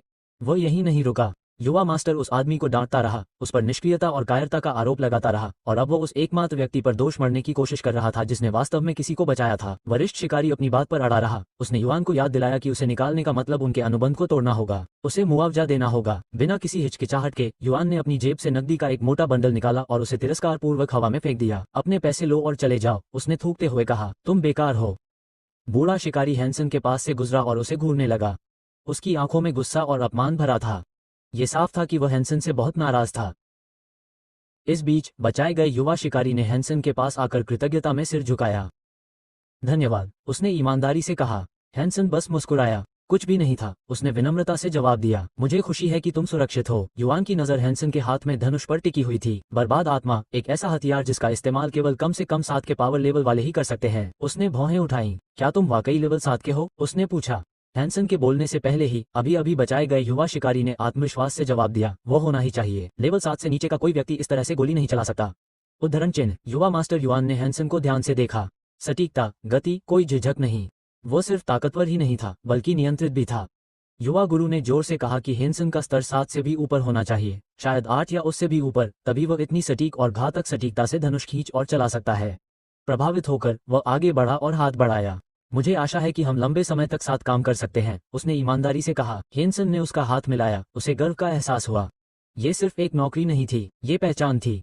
युआन जैसा अंतर्दृष्टि और बुद्धिमान अमीर नियोक्ता मिलना मुश्किल था। हेनसन को लगा कि आखिरकार उसे कोई ऐसा व्यक्ति मिल गया है जिसका अनुसरण किया जा सकता है। 2 दिन बाद हेनसन आश्रय में लौट आया। द्वार पर उसकी मुलाकात शिकारियों के एक समूह से हुई। उनमें से एक परिचित चेहरा ने उपहासपूर्ण ढंग से पूछा कि क्या उसने अभी तक कुछ खास नहीं किया है। यह वरिष्ठ शिकारी था, वही जिसे युवा गुरु युआन ने अपमानित करके बाहर निकाल दिया था। उसके स्वर में तीखापन और जहर था। करीब आकर उसने गुर्राते हुए कहा कि उसे हेनसन का वहां होना पसंद नहीं है, और फिर बिना किसी चेतावनी के वह झपटा। चाकू निकालकर बड़े आदमी ने हैंसन को सबक सिखाने की बात कहते हुए उसकी तरफ इशारा किया। हैंसन का पुराना दोस्त बगल से देख रहा था, लेकिन उसने कुछ नहीं कहा। उसने हैंसन को न जानने का नाटक किया। वो इतना डरा हुआ या कायर था कि बीच में कुछ नहीं बोल सका। खंजर हवा में उड़ गया, लेकिन हैंसन गायब हो चुका था। पलक झपकते ही वो अपनी जगह से गायब हो गया। इससे पहले कि कोई कुछ समझ पाता, हैंसन फिर से बड़े शिकारी के पास आ गया। उसने तेजी से वार करते हुए शिकारी का हाथ पकड़ा और उसे निहत्था कर दिया। चाकू हैंसन के हाथ में आ गिरा। शिकारी स्तब्ध होकर जमीन पर गिर पड़ा। देखने वाले स्तब्ध रह गए, उनकी आंखें अविश्वास से चौड़ी हो गई थीं। इस शांत जवान ने इतनी आसानी से एक अनुभवी शिकारी को कैसे मार गिराया?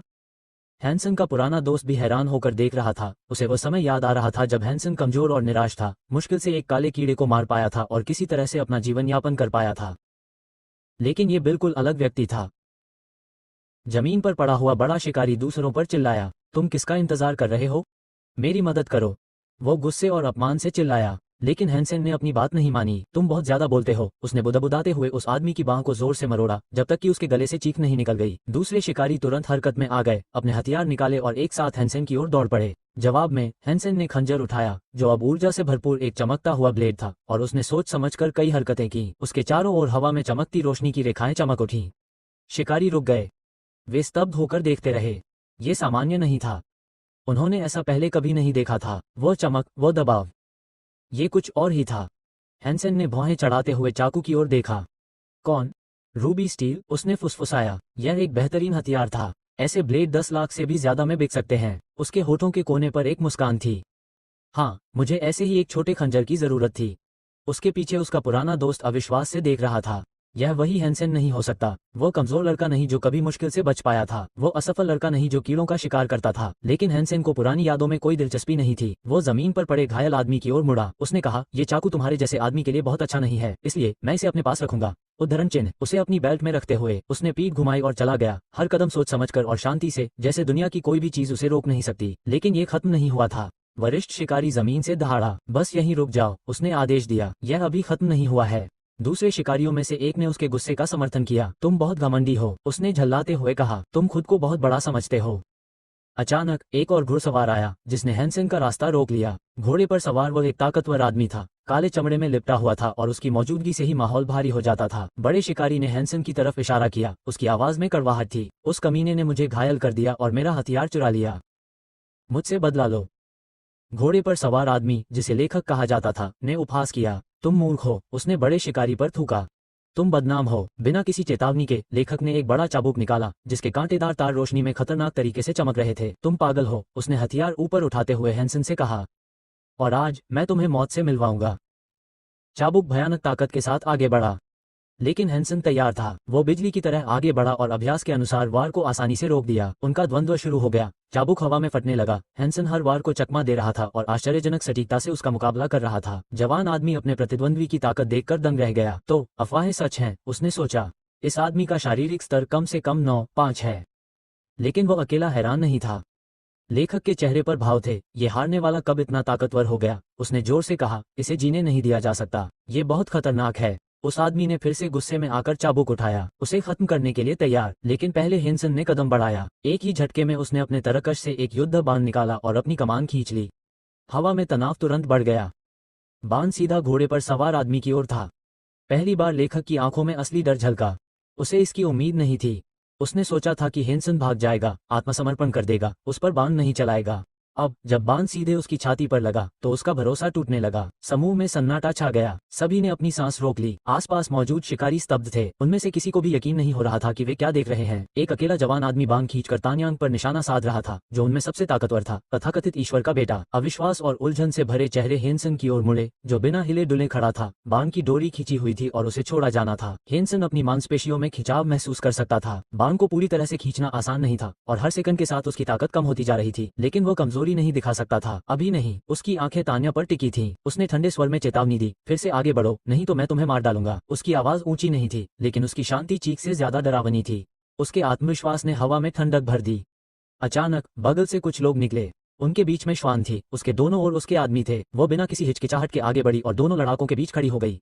उद्धरण चिन्ह, अपने तीर को नीचे करो, उसने हेनसन को आदेश दिया। उसकी आवाज दृढ़ और अडिग थी। हेनसन ने आश्चर्यचकित होकर आंखें झपकाईं। वो यहाँ क्या कर रही है? उसके अचानक आने से वो एक पल के लिए चौंक गया, लेकिन उसकी उपस्थिति ने उसके चारों ओर रहस्य को और गहरा कर दिया। शाह ने प्रतिक्रिया की प्रतीक्षा नहीं की। वो तान्यांग की ओर मुड़ी। तुम दोनों नीचे खड़े हो जाओ। हेनसन ने तान्यांग पर अपनी नजरें गड़ाए रखी। ये सुनिश्चित नहीं था कि वो आदमी उसकी बात मानेगा या नहीं। उसकी उंगली डोर पर मजबूती से टिकी हुई थी। वो तब तक नहीं छोड़ रहा था जब तक उसे यकीन न हो जाए कि यह सुरक्षित है। तान्यांग ने नाराजगी जताई। वो स्पष्ट रूप से आज्ञा का पालन नहीं करना चाहता था, लेकिन वह शुवान की सीधे अवज्ञा भी नहीं कर सकता था। अनिच्छा से उसने अपना चाबुक नीचे कर लिया, लेकिन उसका गुस्सा कम नहीं हुआ। इस बदमाश को किसी के लिए कोई सम्मान नहीं है, तान्यांग ने थूका। कुछ दिन पहले उसने तुम्हें नितंब में चाकू मारा था, क्या इसका कोई मतलब नहीं है? शब्द हवा में एक थप्पड़ की तरह गूंज रहे थे। ये जोरदार, अपमानजनक और जहर से भरा था। उसका गुस्सा फिर से बढ़ गया। उद्धरण चिन्ह, उसने आज मुझे चुनौती दी, मुझे अपमानित किया। मैं इसे जाने नहीं दूंगा। लेकिन इससे पहले कि वो कुछ कर पाता, शॉन ने अपना हाथ उठाया।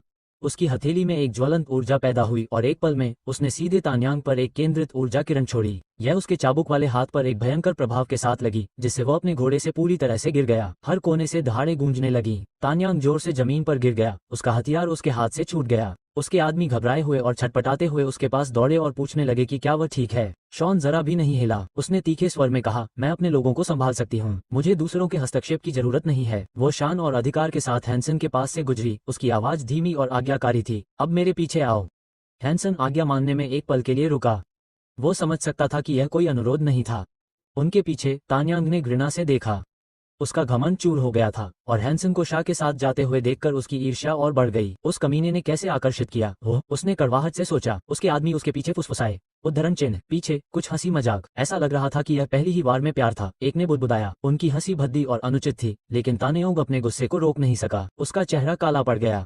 ये बिना दंड के नहीं जाएगा। बाद में हैंसन को पता चला कि श्वान चाहती थी कि वो उसकी निशानेबाजी टीम में शामिल हो, लेकिन यह विचार उसे उत्साहित नहीं करता था। उसका मूड उसकी योजनाओं से मेल नहीं खाता था। हालांकि श्वान अडिग था। तुम भाग्य की आत्मा को नियंत्रित कर सकते हो, उसने उससे कहा। इसका मतलब है कि तुम सिर्फ एक अच्छे निशानेबाज नहीं हो, तुम एक दुर्लभ व्यक्ति हो। वो करीब आई। तुमने आज एक शक्तिशाली व्यक्ति को चुनौती दी। अगर मैंने कदम नहीं रखा होता तो तुम पहले ही मुसीबत में पड़ चुके होते। मेरा सुझाव है कि तुम ये दिखावा करना बंद करो कि तुम सब कुछ अपने दम पर कर सकते हो। हेनसन ने धीरे से सिर हिलाया, उसकी चिंता की सराहना करते हुए। धन्यवाद, उसने कहा, लेकिन मैं खुद को संभाल सकता हूँ। श्वान ने झिझक नहीं दिखाई। हो सकता है, लेकिन मैं यहाँ एक कुलीन निशानेबाज दस्ते के साथ अकेला हूँ, और अगर तुम इतने लंबे समय तक जीवित रहना चाहते हो कि मिलिट्री स्कूल में जा सको तो तुम्हें सहयोगियों की आवश्यकता होगी। मुझसे शुरू करते हुए हेनसन ने भौहें सिकोड़ी। किसने कहा कि मैं मिलिट्री स्कूल जाना चाहता हूँ?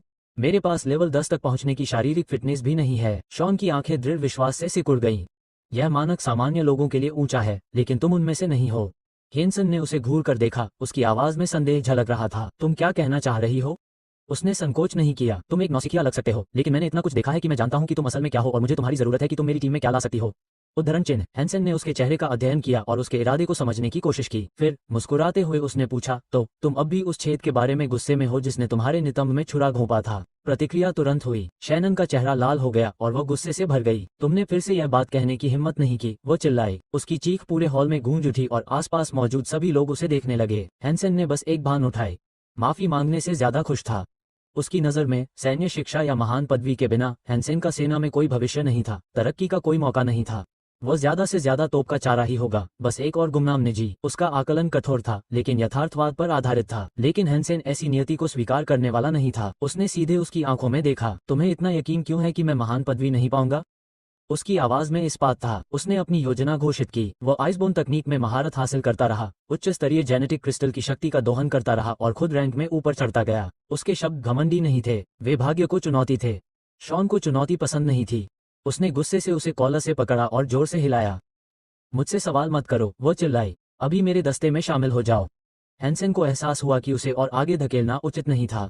उसकी तीव्रता खतरनाक थी। शांत लेकिन दृढ़, उसने सिर हिलाया। ठीक है, मैं शामिल होता हूँ। उसका स्वर स्थिर था, उसका निर्णय अंतिम था। उस रात हैंसन बिस्तर पर लेटा हुआ था, थका हुआ। पिछले कुछ दिन तनाव, झगड़ों और रहस्योद्घाटनों से भरे हुए थे। उसने श्वान, उसके दृढ़ संकल्प, उसकी ताकत के बारे में सोचा। अगर उसने कभी उसे मारने का फैसला किया तो उसे यकीन नहीं था कि वह उसे रोक पाएगा। इस विचार ने उसे ठंडा कर दिया। वो सिर्फ एक लड़ाकू नहीं है, वो एक तूफान है। उसके विचारों की धारा दरवाजे पर एक हल्की दस्तक से टूट गई। जब उसने दरवाजा खोला तो उसकी माँ वहाँ खड़ी थी। क्या तुम कल अपनी बहन को स्कूल ले जा सकते हो? उसने धीरे से पूछा। मुझे कुछ काम है। हैंसन के चेहरे पर आश्चर्य और खुशी झलक रही थी। तुमने उसका दाखिला करा दिया? उसकी मां मुस्कुराई और बताया कि उसके पास पहले जो पैसे थे वो काफी थे। उसने न सिर्फ उनका इस्तेमाल किया बल्कि उसकी छोटी बहन को शहर के सबसे अच्छे स्कूलों में से एक में दाखिला भी दिलवाया, जो अपनी अत्याधुनिक शिक्षा और कुलीन दर्जे के लिए जाना जाता है। हैंसन को राहत महसूस हुई। आखिरकार कुछ अच्छा हुआ। अगले दिन वह अपनी छोटी बहन के साथ स्कूल के गेट की ओर हाथ में हाथ डाले चल पड़ा। रास्ते में उसने उससे पूछा, तो तुम्हें कैसा लग रहा है? क्या कोई दोस्त बना लिया? उद्धरण चिन्ह। वह झिझकी। नहीं, मैं अभी भी थोड़ा शर्मीला हूँ। मैंने किसी से ज्यादा बात नहीं की है। उद्धरण चिन्ह। हैंसन मुस्कुराया और धीरे से उसके बालों में हाथ फेरा। कोई बात नहीं, बस दयालु बनो। जो तुम हो वही बनो। अपना समय लो, और अगर कोई तुम्हें परेशान करे तो सबसे पहले मेरे पास आना, समझी? उद्धरण चिन्ह। लड़की ने सिर हिलाया। एक हल्की सी मुस्कान छा गई। उसकी शांत, सुरक्षात्मक मौजूदगी ने उसे वो हिम्मत दी जिसकी उसे जरूरत थी। लेकिन स्कूल पहुंचते ही हैंसन ठिठक गया। उसने भीड़ में एक जाना पहचाना चेहरा देखा। उसके पहले चाचा अपने बच्चे के साथ खड़े थे। उनकी आंखें मिल गईं। चाचा के चेहरे पर तुरंत कड़वाहट आ गई और हैरानी जल्दी ही शक में बदल गई। वो उनके पास गया। उसकी आवाज संयत थी लेकिन ठंडी थी। तुम यहाँ क्या कर रहे हो? हैंसन शांत रहा। बस अपनी बहन को स्कूल ले जा रहा था। चाचा ने उपहास किया। इस स्कूल में लाखों खर्च होते हैं। तुम्हारे परिवार के पास इतने पैसे कहाँ से आए? फिर आरोप लगे, तुमने मुझे अभी तक घर का मेरा हिस्सा नहीं दिया। कॉन्ट्रैक्ट के मुताबिक सब कुछ बराबर बराबर बंटना चाहिए, तो मेरा हिस्सा कहाँ है? हैंसन की निगाहें तीखी हो गईं। क्या तुमने कॉन्ट्रैक्ट पढ़ा भी है? उसने उस आदमी को याद दिलाया कि उसके दिवंगत पिता ने अपनी जेब से परिवार का 20 लाख का कर्ज चुकाया था। हैंसन ने तर्क दिया कि उस कर्ज ने चाचा के किसी भी दावे को खारिज कर दिया। हैंसन ने कहा कि तुम्हारी शाखा में किसी को भी इससे ज्यादा नहीं मिलता। आदमी की आवाज ऊंची हो गई। तुम छोटे बदमाश हो। क्या तुम्हें लगता है कि तुम मुझे धोखा दे सकते हो? मैं अभी जाकर तुम्हारी माँ से बात करता हूँ और सब ठीक कर देता हूँ। हैंसन नहीं हिला। अगर तुम हमारी जमीन में दखल दोगे तो मुझे तुम्हें गोली मारने का अधिकार होगा। उसकी आवाज धीमी, शांत और एकदम ठंडी थी।